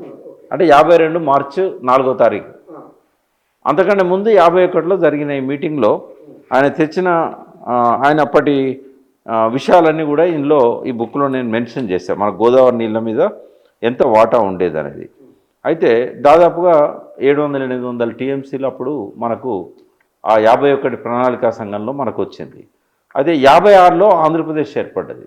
ఆంధ్రప్రదేశ్ ఏర్పడిన నాటికి తెలంగాణ పరిస్థితి ఏందనేది నేను చెప్తాను. గోదావరిలోనే పూర్తయిన ప్రాజెక్టులు నిజాం సాగర్ ఒకటి, ఈ అప్పర్ మానేరు, కడెం లాంటి కొన్ని మధ్యతరా ప్రాజెక్టులు, తర్వాత వెనకటి కాలం నుంచి ఉన్న చెరువులు, కుంటలు, పెద్దగా ఏం లేవు ఇవి తప్ప చెప్పుకోవడానికి. 100.7 టీఎంసీలు అంటే 100 టీఎంసీ అనుకోండి. 58 టీఎంసీలేమో నిజాం సాగరు, 21 టీఎంసీలేమో మీడియం ప్రాజెక్ట్స్ కడెమును ఈ అప్పర్ మానేరు. 21 టీఎంసీలేమో కాలువలు, చిన్న చిన్న కుంటలు, చెరువులు. 100 టీఎంసీలే. నిర్మాణంలో ఉన్న ప్రాజెక్టులు కొన్ని ఉన్నాయి. ఎందుకంటే నిజాము చెప్పినగా దూరదృష్టితోని ప్రాజెక్టులు నిర్మాణం చేయాలని చెప్పిండు అనేది. ఇందులో అత్యంత పెద్ద ప్రాజెక్టు గోదావరి బహుళార్థ సాధక ప్రాజెక్టు. ఇది ఎక్కడి నుంచి స్టార్ట్ అయింది? నాందేడ్ కింద. అంటే ప్రాజెక్ట్ అనగానే శ్రీరామ్ సాగర్ ఒక ప్రాజెక్టు, నాగార్జున సాగర్ ఒక ప్రాజెక్టు, అట్లా కాదు. ఇప్పుడు కాళేశ్వరం లాగా. కాళేశ్వరంలో ఎన్ని ఉంటాయి? 28 ప్యాకేజీలు ఉంటాయి. ఒక దగ్గర ఉండదు డ్యామ్. అయితే కాళేశ్వరం లాగా ఈ గోదావరి మల్టీపర్పస్ ప్రాజెక్టులు ఏమేమి ఉండేదంటే, నాందేడ్ కింద మొట్టమొదటి డ్యామ్ ఉండేది, కేవల్ డ్యామ్ అని. ఈ కేవల్ డ్యామ్ కూడా పెద్దది, ఒక 70-80 టీఎంసీలు అది. అంటే స్టోరేజే 50-55 టీఎంసీలు ఉండేది. 50-50 టీఎంసీలు అది కట్టాలనుకున్నారు. అక్కడి నుంచి కిందికి వచ్చిన తర్వాత ఒక 60 మైళ్ళు అట్లా వచ్చిన తర్వాత మన ఆదిలాబాద్ జిల్లాలో కుష్టాపురం అనే గ్రామం దగ్గర అక్కడ ఒక డ్యామ్ కట్టాలనుకున్నారు. కుష్టాపురం కృష్ణాపురం అయి ఉంటుంది అది, బట్ కుష్టాపురం అని వాడుకలో ఉంది. చాలాసార్లు మన వాళ్ళు చెప్తుంటారు, సుందిళ్ళని కిందికి జరిపిన్లు, అన్నారంను కిందికి జరిపిన్లు, డిపిఆర్ తయారు చేసినాక. మరి 42లో డిపిఆర్ తయారైంది ఈ ప్రాజెక్టుకు.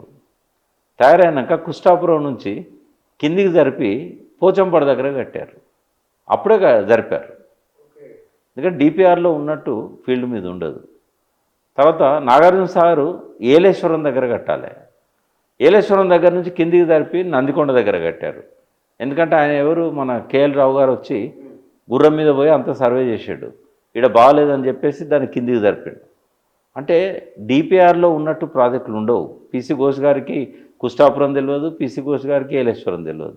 ఆయన ఏదైనా రాస్తాడు, కానీ మన సన్యాసులకు తెలియాలి కదా. అయితే ఈ గోదావరి మల్టీపర్పస్ ప్రాజెక్టులో కుష్టాపురంలో రావాల్సిన డ్యామ్ను కిందికి జరిపారు. కిందికి జరిపి పోచంపాడు అనే గ్రామం దగ్గర కట్టారు. రీజన్ ఏమని చెప్పారు జరపడానికి అక్కడ పరిస్థితులు అనువుగా లేవని చెప్పి. అంటే జరుపుతారు అని చెప్తున్నాను నేను. అర్థమైంది. జరపడానికి తప్పట్టట్లేదు. అయితే అక్కడ ఏలేశ్వరం ముంపుకు గురైంది, ఇక్కడ కృష్ణాపురం ముంపుకు గురైంది. డ్యామ్ వస్తే కనుక అక్కడ పంటలు పండి వాళ్ళకి బాగా లాభం అయ్యేది. లాస్ట్కు ఉన్న ఊరు వదిలిపెట్టిపోయాళ్ళు, పొలాలు కూడా వదిలిపెట్టిపోయాళ్ళు. కొన్నిసార్లు తప్పదు. ఇది ఇక్కడ పోచంపాడు అనేది ఒక పెద్ద ప్రాజెక్ట్ ఆ రోజుల్లో పేపర్ మీద. దానికి ఏంటంటే 2 కాలువలు ఉంటాయి, ఉత్తర కాలువ, దక్షిణ కాలువ. ఉత్తర కాలువనేమో బెల్లంపల్లి దాకా పోతుంది, చాలా దూరం అది కూడా. దాని కింద ఒక 5.5 లక్షల ఎకరాలు. దక్షిణ కాలువ వచ్చేసి కృష్ణా నది బౌండరీ దాకా పోతుంది, నల్గొండ దాకా పోతుంది. 350 కిలోమీటర్లు దక్షిణ కాలువ. ఈ 2 కాలువల కింద తర్వాత లక్ష్మీ కాలువ అని, సరస్వతి కాలువ అని ఆదిలాబాద్కు, నిజామాబాద్కు నీళ్ళు ఇవ్వడానికి. ఈ మొత్తం కలిపితే 29 లక్షల ఎకరాల ఆయకట్టు అక్కడ. అందులో 1 లక్ష ఎకరాలు నాందేడ్ జిల్లా. నాందేడ్ అప్పుడు హైదరాబాద్ స్టేట్లో ఉండే. అది ఒక్కటి పోతే 28 లక్షల ఎకరాలు తెలంగాణ సస్యశ్యామలం కావడానికి 300 టీఎంసీలతోని ఆ ప్రాజెక్టు నిర్మించాలని చెప్పి 330 టీఎంసీలు. ఇండ్లనే పోచంపాడు తర్వాత ఇంకా 2 ప్రాజెక్టులు ఉన్నాయి. ఒకటి కడెం డ్యామ్, రెండవది లోయర్ మానేరు డ్యామ్. ఇవి తర్వాత కాలంలో కట్టారు. కడెం అనేదేమో నిజామే మొదలుపెట్టిండు. ఈ మొత్తం గోదావరి మల్టీపర్పస్ ప్రాజెక్టులో మొట్టమొదలు కట్టింది కడెం డ్యామ్. ఇక్కడ ఎల్ఎండి డ్యామ్ ఏమో ఇంకా తర్వాత కాలంలో కట్టారు. ఇప్పుడు దాని పేరు జీవి సుధాకర్ రావు డ్యామ్ అని అంటాం. ఈ పేర్లు అందరూ మర్చిపోయింది. కరీంనగర్ దగ్గర ఉంటుంది. ఆయన ఇరిగేషన్ మినిస్టర్ ఉండే జీవి సుధాకర్. అమెరికాలో, లండన్లో ప్రొఫెసర్ ఉండే. అది ఆయన వెల్మదొరల కుటుంబం. అయితే సంస్థానం ఉండేది వాళ్ళకు. అట్లా ఆయన ఇరిగేషన్ మినిస్టర్గా చెన్నారెడ్డి గవర్నమెంట్లో పనిచేశాడు. అందుకు ఆ పేరు పెట్టారు. అట్లాగే ఇక్కడ కడెం పేరేమో ఆ తర్వాత కాలంలో హత్యకు గురయ్యండి ఆయన, నారాయణ రెడ్డి, కడెం నారాయణ రెడ్డి అనేవాళ్ళు. నేను చూసిన, ఆయన కలిసిన కూడా. ఆయన నిజాం కట్టినప్పుడేమో కడెం పేరుతోనే ఉంది. 80లో 85లో ఆయన చంపేశారు నక్సలైట్స్. అప్పుడు ఆయన పేరు పెట్టారు కడెం నారాయణ రెడ్డి డ్యామ్ అని. అయితే ఇది అప్పుడు కట్టిందే ఇది కూడా. అయితే ఇక్కడ మనం చెప్పుకోదగ్గ పాయింట్ ఏంటంటే 28 లక్షల ఎకరాలకు నీళ్ళు ఇచ్చే ఈ ప్రాజెక్టును కేవలం 5.5 లక్షల ఎకరాలకు నీళ్ళు ఇచ్చే ప్రాజెక్టుగా కుదించిన ఘనత నీలం సంజీవ్ రెడ్డిది. 330 టీఎంసీలు వాడుకోవాల్సిన ప్రాజెక్టులో 196 టీఎంసీలు వాడుకునేటట్టు దాన్ని తగ్గించాడు. 196 కాదు, అప్పుడు కేవలం ఒక 50 నుంచి 60 టీఎంసీలకు తగ్గించాడు. తర్వాత తెలంగాణ ఉద్యమం 69లో వచ్చినప్పుడు జయశంకర్ సారు మొట్టమొదటిసారి దాని మీద ఒక ఆర్టికల్ రాశాడు. రాసి ఇదేం అన్యాయం, మాకు 29 లక్షల ఎకరాలకు నిలిచే ప్రాజెక్టును 5.5 లక్షల ఎకరాలకు కుదించారు. నెహ్రూ శంకుస్థాపన చేసిన తర్వాత 63లో ఒకరోజు ముందు ఇక్కడ చేశాడు, తర్వాత శ్రీశైలం చేశాడు. ఈ ఇంజనీరింగ్ మెషినరీని ఉద్యోగులను అందరినీ శ్రీశైలం షిఫ్ట్ చేశారు. ఇక్కడ కోసం తెచ్చిన యంత్రాలను ఈ జేసీబీలను ఇట్లాంటి వాటిని కూడా అక్కడ షిఫ్ట్ చేశారు. ఇది ఇట్లే పడిపోయింది, అక్కడనేమో డ్యామ్ కంప్లీట్ అయింది అని క్వశ్చన్ చేస్తే అప్పుడు మళ్ళీ దానికి పునర్దశ వచ్చింది. తర్వాత మళ్ళీ చెన్నారెడ్డి వచ్చిన తర్వాత మొదటి దశ రెండవ దశ వరద కాలువ అని చెప్పి దాని ఆయకట్టును 16 లక్షల ఎకరాలకు పెంచాడు. పెంచడం కానీ నీళ్ళు రాలే. ఎప్పుడు మీ తుంగతుర్తికి వచ్చే కాలువ శ్రీరామ్ సాగర్ రెండవ దశ, రాజశేఖర రెడ్డి మొదలుపెట్టిండు కానీ కాలువ దౌడు అయింది కానీ నీళ్ళు రావని తెలుసు రాజశేఖర రెడ్డికి. జలయజ్ఞంలో చేసిన ప్రాజెక్టులన్నీ అంతే, నీళ్ళు రావని తెలుసు కానీ కాంట్రాక్టర్లకు 10% మొబిలైజేషన్ అడ్వాన్స్ ఇచ్చి చేశారు. బట్ పోచంపాడు పెట్టినా, అంతకుముందు కుష్టాపురం డ్యామ్ అన్నా, గోదావరి బౌలార్ధ సాధక ప్రాజెక్ట్ అన్నా, అందులో కడెము ఎల్ఎండి అవన్నీ కట్టినా కూడా కేసీఆర్ గారు పునరుజ్జీవన పథకం పెట్టేదాకా వరంగల్ దాటిపోలే నీళ్ళు. అవి 330 కిలోమీటర్లు పోవాల్సిన కాలువలల్లో ఏనాడు కూడా మొదటి దశకే 9,54,000 ఎకరాలకు నీళ్ళు రావాల్సింది 5 లక్షల ఎకరాలకు నీళ్ళు వచ్చిన సందర్భం లేదు. ఆ మొదట్లో ఉన్న Saraswati canal, Lakshmi canal Saraswati canal Adilabad Nizamabad కోసం, ఆ సరస్వతి కెనాల్ మళ్ళీ వచ్చి ఈ కడెంలో కలుస్తుంది. కానీ ఏనాడు ఏ కాలువ కింద కూడా పూర్తి ఆయకట్టుకు నీళ్ళు రాలే. ఈ ఉత్తర కాలువ ఏదైతున్నదో దాన్ని కాకతీయ కాలువ, దక్షిణ కాలువ దాన్ని కాకతీయ కాలువ అని పెట్టారు. ఉత్తర కాలువను రద్దు చేశారు. 5,50,000 ఎకరాలు ఆదిలాబాద్ జిల్లాకే పరిమితమైన కాలువ అది. ఎన్టీ రామారావు వచ్చినాక దాన్ని మందాకిని కాలువ పేరుతో మళ్ళీ పోయి శంకుస్థాపన చేశాడు, కానీ ఆయన కూడా చేయలేదు. అదేందో మరి పేరు మళ్ళీ మందాకిని ఎందుకు వచ్చింది? పెట్టుకున్నాడు, ఆయనకి ఇష్టం. ఆ పేరు ఎవరిదో మరి మన తెలియదు, మందాకిని కానీ చేయలేదు ఆయన చేయలేదు. తర్వాత చంద్రబాబు నాయుడు చేయలేదు. తెలంగాణ నాయకులు ఎవరు మాట్లాడలేదు. తెలుగుదేశంలో కాంగ్రెస్ ఇది ఇంత కుదించినా కూడా ఎవరు మాట్లాడలేదు. ఇంకొకటి ఏంటంటే దేవనూరు ప్రాజెక్టు ఎక్కడ ఉండేది? ఇది నిజామే దీన్ని రూపకల్పన చేసింది. 9 ప్రాజెక్టులకు రూపకల్పన చేసిండు. అందులోనేమో 4 కృష్ణా బేసిన్ల, అప్పర్ కృష్ణా ప్రాజెక్టు, భీమా ప్రాజెక్టు, తుంగభద్ర దిగువ కాలువ, దాంతోపాటుగా ఇంకొక నాగార్జునసాగర్ ప్రాజెక్టు, దాన్ని అప్పుడు ఏలేశ్వరం ప్రాజెక్టు అన్నారు. ఈ 4 కృష్ణా బేసిన్, ఇక మిగతా 5 గోదావరి బేసిన్. గోదావరి బేసిన్లో మొదటి ప్రాజెక్టు మంజీరా మీద దేవనూరు. నిజాం సాగర్ ఏమో నిజాం కట్టిండు, 2,75,000 ఎకరాలకు నీళ్ళు ఇవ్వాలనుకున్నాడు.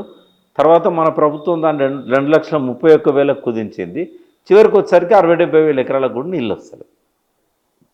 మళ్ళీ దానికి నీళ్ళు ఇవ్వడానికే అలీసాగరు, గుత్పా ఇవన్నీ మళ్ళీ చేశారు. శ్రీరామ్ సాగర్ రిజర్వాయర్ కట్టిన తర్వాత ఆయకట్టు మునిగిపోయింది దానిలో. అప్పుడు 2,75,000 ఎకరాల నుంచి 2,31,000 ఎకరాలకు కుదించారు. అక్కడ రైతులు బోర్లు వేసుకొని పంటలు పండించుకుంటున్నారు. ఎవరో కాదు, ఆంధ్రజ్యోతి రాధాకృష్ణ వీళ్ళ బంధువులు, వీళ్ళ కుటుంబాలు, అక్కడి నుంచి మండ వెంకటేశ్వరరావు గారు, వీళ్ళంతా సెటిలర్స్ అంతా అక్కడి నుంచి వచ్చింది. అప్పుడే 1930లో నిజాం ఏం చేసిండంటే, ఇక్కడ మేము ప్రాజెక్టు కడుతున్నాము, వ్యవసాయం చేసుకోవడానికి రైతులు రావాలి, ఇక్కడ రైతులు లేరు. ఆంధ్రపత్రికలో గుంటూరు, విజయవాడ పట్టణాల్లో అడ్వర్టైజ్మెంట్స్ ఇస్తే వాళ్ళు అక్కడి నుంచి వచ్చి ఇక్కడ భూములు ఉచితంగా తీసుకున్నారు. కొనుడు ఎక్కడిది, దున్నుకున్నారు అంతే, పట్టాలు ఇచ్చి నిజాం. ఈ రాధాకృష్ణ కుటుంబం కూడా అందులో ఒకటి. వీళ్ళందరూ కూడా అప్పుడు వచ్చిన వాళ్ళు. కానీ నీళ్లు లేక ప్రాజెక్టులు కట్టక నష్టపోయిన వాళ్ళల్లో ఈ నిజామాబాద్లో ఈ రైతులు అంటున్నారు.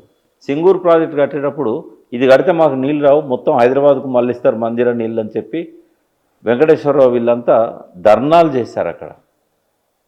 నిజామాబాద్లో ఉన్న తెలుగుదేశం పార్టీ నాయకులు, కార్యకర్తలు, అట్లాగే కాంగ్రెస్ నాయకులు సింగూరు ప్రాజెక్టు కట్టద్దు, పార్టీలకు అతీతంగా, అంటే వాళ్ళని మభ్యపెట్టడానికి మీకు రిజర్వాయర్ అనుకోండి, ఇది స్టోరేజ్ రిజర్వాయర్, మీకు ఒక రిజర్వ్ బ్యాంక్ లాంటిది ఇది, ఇక్కడ నీళ్ళని ఆపి మీకు తక్కువ పడప్పుడల్లా ఇస్తామని చెప్పారు.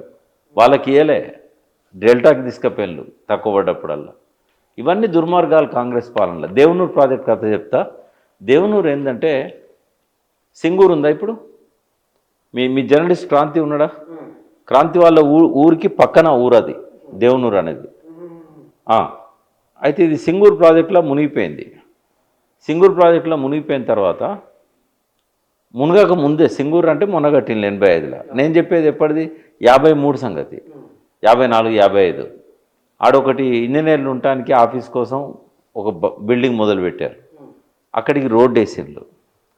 పంచవర్ష ప్రణాళికలు డబ్బులు శాంక్షన్ అయినాయి.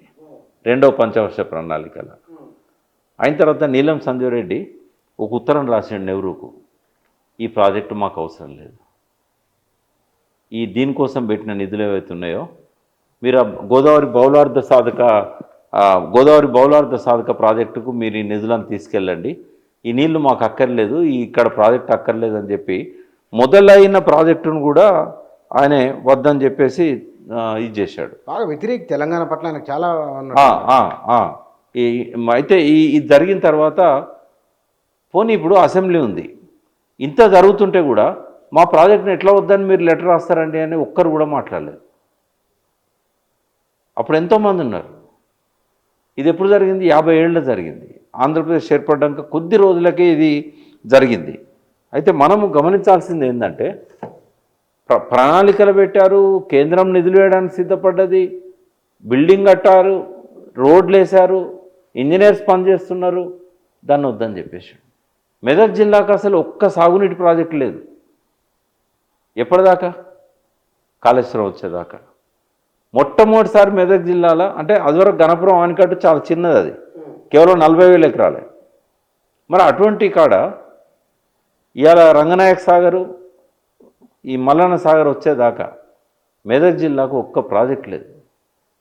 మరి పాపం ఎవరిది? 38 టీఎంసీల బహుళార్థ సాధక ప్రాజెక్టు దేవనూరు. హైడల్ పవర్ కూడా జల విద్యుత్ శక్తి జనరేట్ చేయాలని పెట్టారు.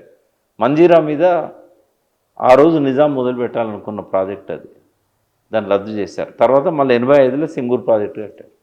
అప్పుడు దేవనూరు ఏమో రైతులకు నీళ్ళు ఇవ్వాలని కట్టారు, సింగూరు ఏమో హైదరాబాద్కు ఆంధ్ర కాలనీలకు నీళ్ళని ఇవ్వడానికి మంచినీటి కోసం మొదలుపెట్టి.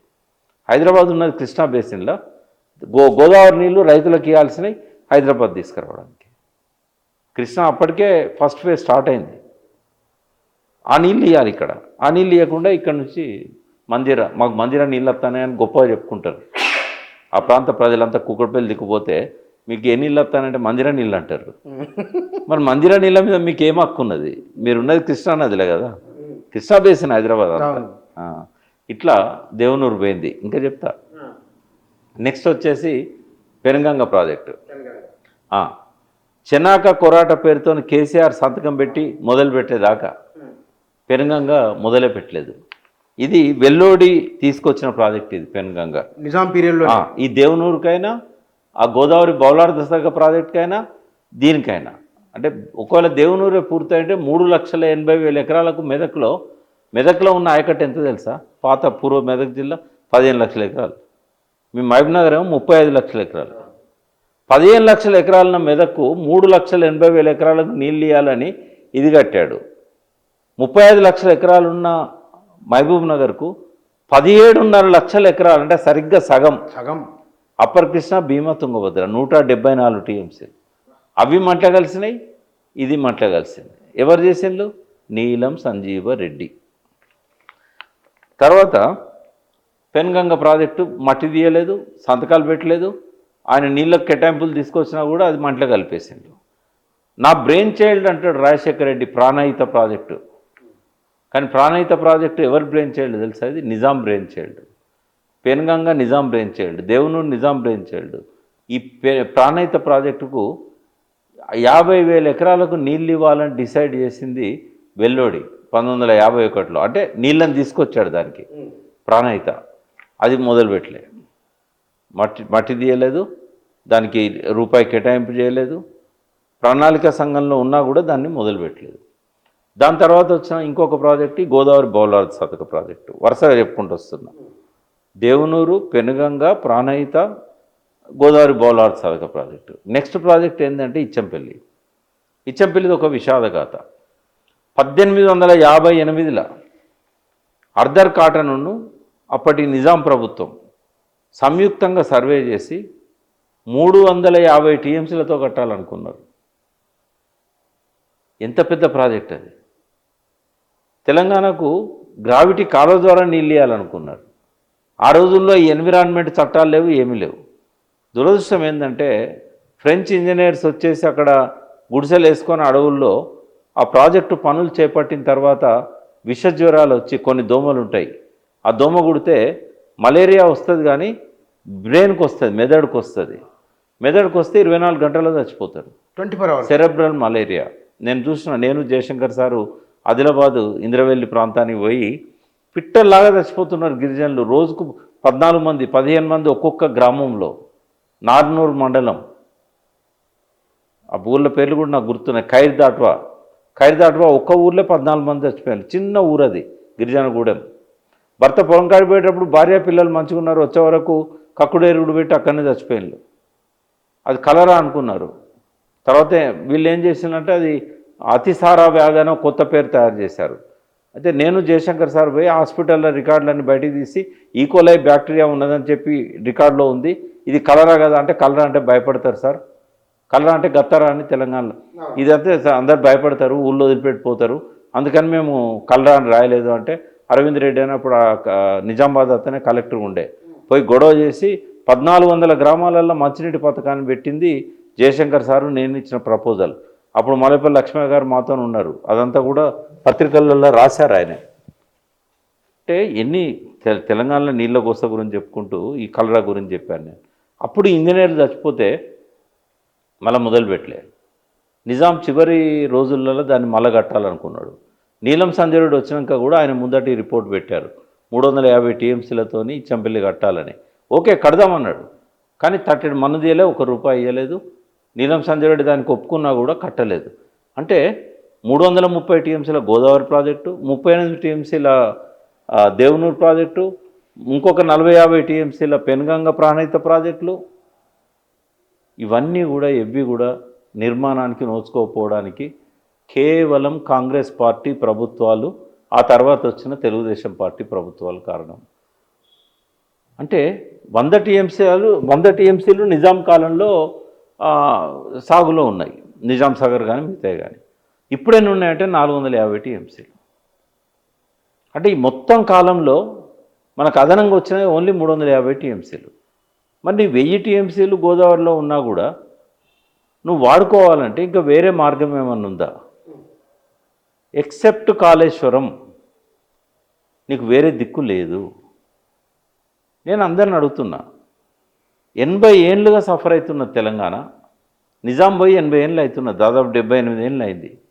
ఈ 78 ఏళ్ళల్లో ఘనత వహించిన కాంగ్రెస్ ప్రభుత్వాలు, తెలుగుదేశం ప్రభుత్వాలు ఈ రెండే పరిపాలన చేసినాయి. ఏమన్నా చేసినాయా? చేయక ఈ ప్రాంతం మీద ప్రేమతోని, ప్రజల మీద ప్రేమతోని కొన్ని నీళ్ళు ఎట్లా ఇద్దాము అని చెప్పేసి కాళేశ్వరం మొదలు పెడితే దీని మీద 100 రాళ్ళు విసురుతారా మీరు? ఉద్యమ రథసారథులేగా ఇట్లా మాట్లాడితే ఎట్లా? ఒకటి వద్దన్నప్పుడు ప్రత్యామ్నాయాన్ని చూపెట్టాలి. కోదండరాం గారు చూపెట్టారా? కాళేశ్వరం తిప్పిపోతాలన్నాడు. ఇక నయనాల గోవర్ధన్ అంటాడు ప్రకృతికి విరుద్ధంగా నీళ్ళు తీసుకుపోతారా అంటే, కింద నుంచి నీళ్లు 100 టీఎంసీలు పోతున్నా కూడా నిన్న అన్నాడు ఒక ఛానల్లో, అది బుర్రుండి మాట్లాడిందేనా? ప్రకృతి విరుద్ధంగా అంటే నీరు పళ్ళ మెరుగు. ఏ కాలంలో బతికిండు?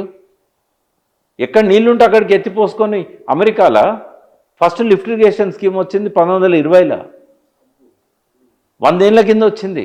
ఈ సన్యాసులకు ఎట్లా తెలివి రావాలి? మైక్ పెట్టంగానే నోటికి వచ్చినట్టు మాట్లాడతారు, అడ్డగోలుగా మాట్లాడతారు. నేనేమంటున్నా, ఓకే మీరు చెప్పిన అన్నీ ఒప్పుకుంటాం. మరి 78 ఏళ్ళుగా మనకున్న హక్కులను ఎప్పుడు వెల్లోడి 1951లో తీసుకొచ్చాడు. 1951లో తీసుకొచ్చిన నీళ్లను ఈ రోజు వరకు కూడా ఎప్పుడు 800 టీఎంసీలు, దాదాపు మీకు లెక్క చెప్తాను నేను, 800 టీఎంసీల నీళ్లను ఇప్పటిదాకా కూడా ఉపయోగించుకోవట్లేదు కదా. మరి ఏం కావాలి? పరిస్థితి ఏంది అసలు? మరి ఎవరు ఇప్పుడు నీళ్ళను మరి కాళేశ్వరం వద్దనుకుంటే వేరే ఆల్టర్నేటివ్ ఏంది? ఇవన్నీ కూడా మనము ప్రశ్నించాల్సిన పరిస్థితి వచ్చింది. పీసీ ఘోష్ గారు కూడా వాళ్ళు చెప్పిన వాటికే కన్విన్స్ అయ్యి ఇచ్చినట్టు కనబడుతుంది. పూర్తి రిపోర్ట్ వస్తే తప్ప మనం ఏం చెప్పలేము. ఇది చూడండి, ఇచ్చంపల్లి ప్రాజెక్టు 350 టీఎంసీలు, Devunuru lower 38, lower Maneru dam 12, Kadem project 15, Godavari multipurpose project 330, అంతకుముందున్న 58 టీఎంసీలు నిజాం సాగర్, మధ్యతరహా ప్రాజెక్టులు 21.7, చిన్న తరహా ప్రాజెక్టులు 21 టీఎంసీలు. అట్లాగే మొత్తం కలిపి 845 టీఎంసీలకు ఆనాడు వెల్లోడి అనుమతి తీసుకొచ్చాడు. మరి అనుమతి తీసుకొచ్చిన ఈ ప్రాజెక్టులన్నీ కూడా అమలు కాలేదు. ఈ 75 ఏళ్ళల్లో ఏ ముఖ్యమంత్రి కూడా గోదావరి నీళ్ళని ఎట్లా వాడుకోవాలనో ఒక ప్రయత్నం చేయలేదు. 75 ఏళ్ళల్లో కనీసం 65 ఏళ్ళు నీళ్ళన్నీ గలగల గోదావరి తరలిపోతూ ఉంటే, డెల్టాకు పోతూ ఉంటే మనతో పాటలు పాడిచ్చారు. గలగల గోదావరి తరలిపోతుండాలి, బిరబిరా కృష్ణమ్మ పరుగులిడుతుండాలి, రాజమండ్రి విజయవాడలో బంగారు పంటలు పండాలి, వాళ్ళ ముంగిట్లల్లో మురిపాలు నిండాలి, మన ముంగిట్లల్లో శవాలు ఉండాలి, వలసలు ఉండాలి, ఆకలి చావులు ఉండాలి, ఆత్మహత్యలు ఉండాలి. మొట్టమొదటిసారి మనం మొదట్లో మాట్లాడుకున్నాం, లింగారెడ్డిపల్లెలో దూలం నుంచి శవాన్ని దించడానికి కూడా కుటుంబ సభ్యులు ఒప్పుకోలేదు. మీ నల్గొండలో బోర్ల వెంకటరెడ్డి రామిరెడ్డి అని పేరు వచ్చింది, 55 బోర్లు వేశాడు. అంటే ఇటువంటి కథలు ఎన్ని చెప్పాలి? తెలంగాణ రైతులే కాదు నష్టపోయింది. ఇందాక చెప్పినట్టు నిజాం సాగర్ కింద ఆంధ్ర రైతులు నష్టపోయారు. మీ మహబూబ్నగర్ జిల్లాలో ఒకటి చెప్తా, మిడ్జిల్ ఇక్కడ మన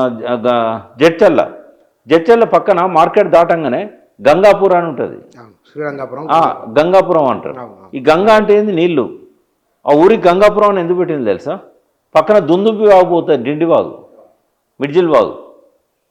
ఎప్పటికీ నీళ్లు ఉంటాయి ఆడ, ఎక్కడ బోర్ వేసినా బయదవిన నీళ్లు ఉంటాయి.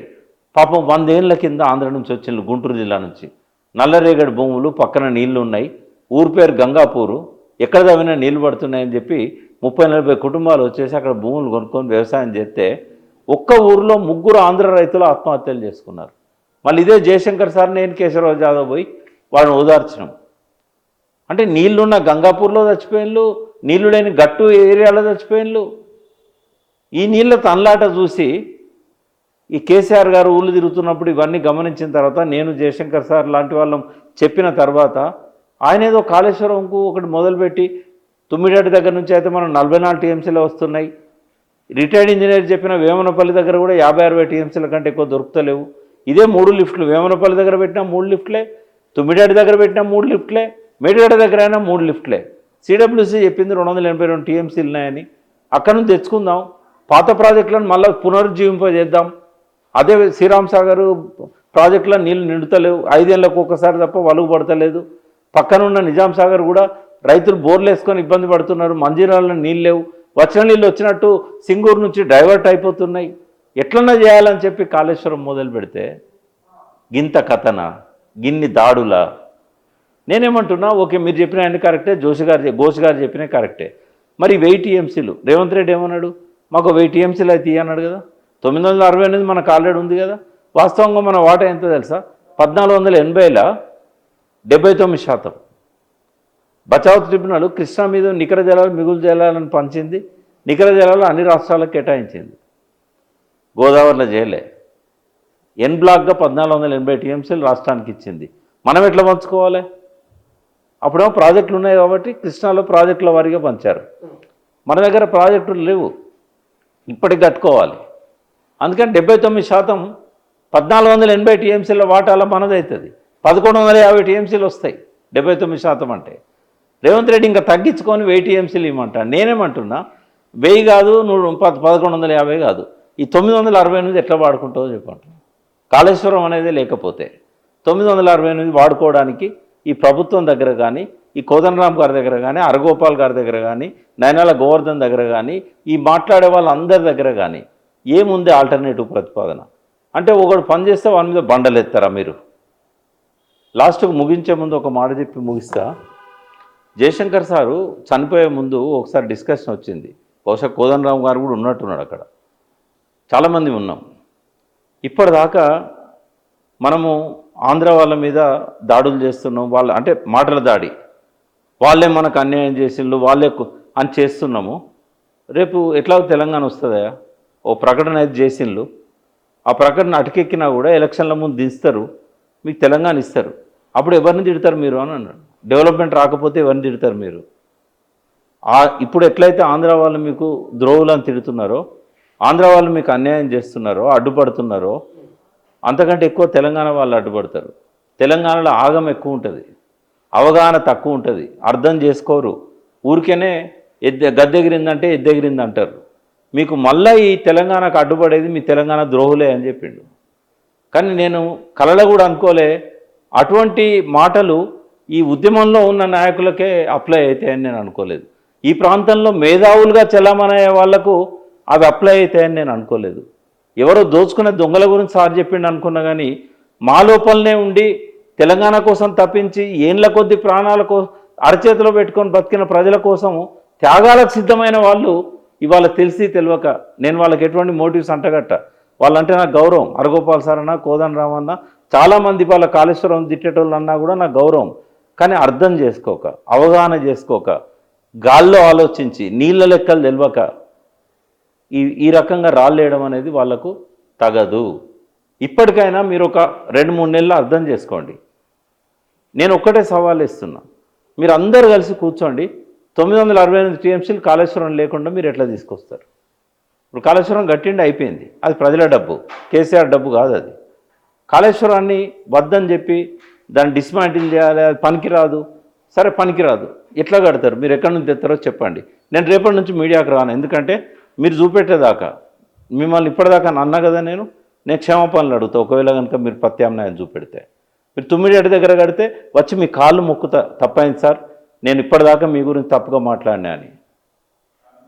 ఏం అర్థం చేసుకోకుండా మాట్లాడతారు. పాలమూరు రంగారెడ్డిని పక్కకు పెట్టి కాళేశ్వరం కట్టిండని చెప్పి హరగోపాల్ సార్ అంటాడు. పాలమూరు రంగారెడ్డి శాంక్షన్ ప్రాజెక్ట్ కాదు, నీళ్ళ కేటాయింపులు లేవు, ఏ పర్మిషన్లు రావు.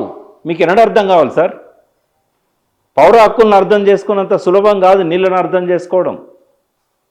ఈ వీడియో పంపించండి కోదండరామ్ గారికి, హరగోపాల్ గారికి. ఆయన ఎవరో పద్మనాభరెడ్డి అని సెంటర్ ఫర్ గుడ్ గవర్నెన్స్ అని చెప్పి టీవీలలో మాట్లాడుతున్నాడు. వ్యాప్కోస్ అట 9 దగ్గర మడుగు ఉంది, మడుగులోకి వెళ్ళి తీసుకోమని చెప్పిందట. దేవాదుల మడుగులోకి వెళ్ళి తీసుకోమని చంద్రబాబు చెప్పిండు కదా. బహుశా ఆయన ఆంధ్ర కావచ్చు. అంటే గలగలా గోదావరి తరలిపోతుండాలి, ఇక్కడ వర్షపు నీళ్లు, ఇక్కడ కురిసిన చినుకులు ఇక్కడ చిగురించకుండా మరెక్కడికో తరలించడానికి మీరు ప్రణాళికలు వేస్తారు. మా వాళ్ళేమో బోర్ల రామరెడ్డి కానీ ఎంతోమంది 35,000 మంది రైతుల మరణాలకు ఈ తెలంగాణ దద్దమ్మలకు అవగాహన లేకపోవడమే కారణం. తెలంగాణ సోయి కల్పించాడు కదా కేసీఆర్, జలసాధన ఉద్యమాన్ని నడిపాడు కదా. 25 ఏళ్ల కింద జలసాధన ఉద్యమాన్ని 40 రోజులు నడిపాడు. ఎన్నడొస్తుంది సార్ మీకు సోయి? మీ వల్ల మళ్ళెంతమంది చచ్చిపోవాలి? ఈ 35,000 మంది బలిదానాలే కాదు, ఆనాడు ఉపాధి లేక అడవుల్లో పోయి తుపాకీ పట్టి చచ్చిపోయిన ఇంకో 30,000 మంది హత్యలకు కూడా కారణం ఏంది? అది పోలీసులు కావచ్చు, అది నక్సలైట్లు కావచ్చు. కారే రక్తం ఎవరిదైనా తెలంగాణది. ఈ నెత్తూరు తెలంగాణ వద్దు, నాకు ఈ హరిత తెలంగాణ కావాలని చెప్పి కేసీఆర్ దిగినప్పుడు మీరు అంత ఎంబడి ఉన్నారు కదా. మరి హరిత తెలంగాణ తెస్తానంటే మీకు ఏమైంది? ఇది ఇంకా ఎంతమంది పోవాలి? మళ్ళీ ఇప్పుడు 4 తరాలు పోయినాయి, ఇప్పుడు 5వ తరం కూడా మళ్ళీ నక్సలైట్ల తుపాకులు పట్టాలా? ఉపాధి అవకాశాలు ఎక్కడుంటాయి కాళేశ్వరం లేకపోతే? లాస్ట్లో ఇంకొక విషయం కూడా చెప్తా. వీళ్ళెవ్వరికీ కాళేశ్వరం అర్థం కాలేదు. ఎందుకు అర్థం కాలేదంటే బెనిఫిట్ కాస్ట్ రేషియో అని అడుగుతారు. నేను ఒకటి అడుగుతున్నా ఈ మేధావులను, గోదావరి నదిని కావేరీకి అనుసంధానం చేస్తే కొత్తగా పంటలు పండితే ఇక్కడ నుంచి తవ్వుకుంటా లిఫ్టులు పెట్టి కొన్ని వేల కోట్లు ఖర్చు చేసి ఇవాళ నదుల అనుసంధానానికి పెట్టిన బడ్జెట్ ఎంతో తెలుసా? 13 లక్షల కోట్లు. 13 లక్షల కోట్లు. కొత్త ఎకరం ఒక్కటి కూడా రాదు. కొత్తది పాతదానికే ఇవ్వాల్సి వస్తుంది. అంతే కదా? అంతే. ఇప్పుడు ఇక్కడ నుంచి గోదావరి నుంచి కావేరి దాకా నీళ్ళని తీసుకుపోతాం, మధ్యలో కృష్ణా నదిలో కలుపుతాం, మళ్ళీ బనకచెర్లలో కలుపుతాం, తీసుకుపోతాం. కొత్త కావేరి కింద ఏమైనా ఆయకట్టు ఉందా కొత్తగా వచ్చేది? పాతదా నీళ్ళు లేకనే తీసుకుపోతున్నాం. అంతే కదా?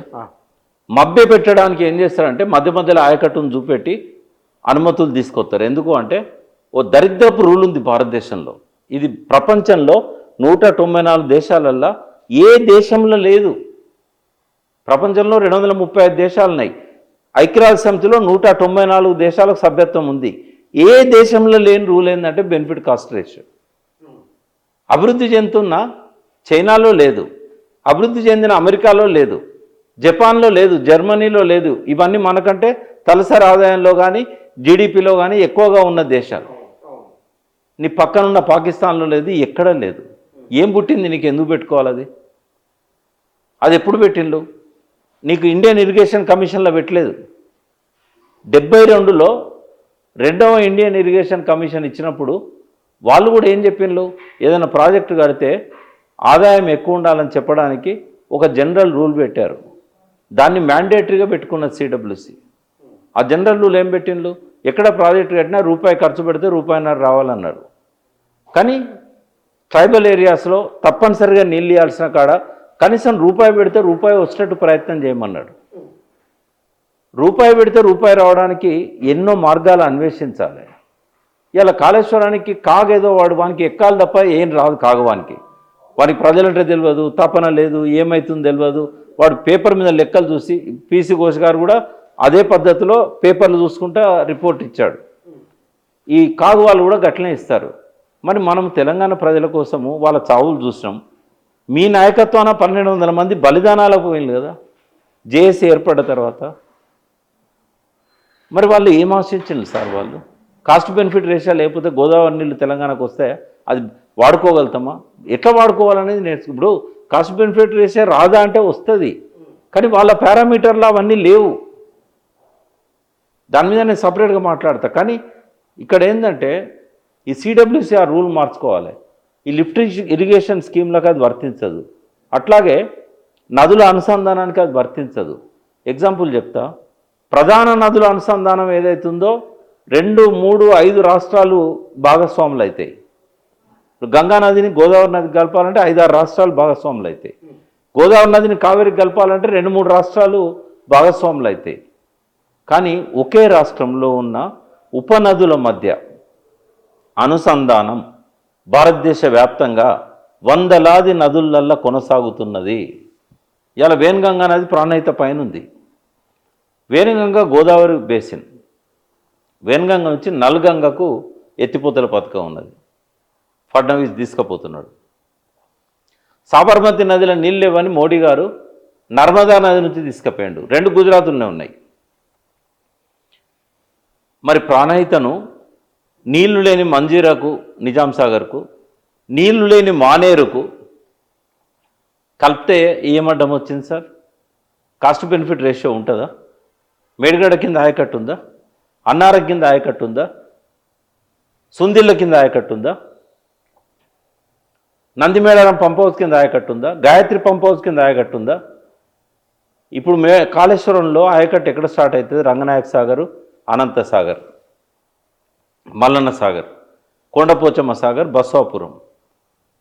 నువ్వు కాస్ట్ బెనిఫిట్ రేషియో మేడిగడ్డ నుంచి ఎంత చూస్తున్నావు?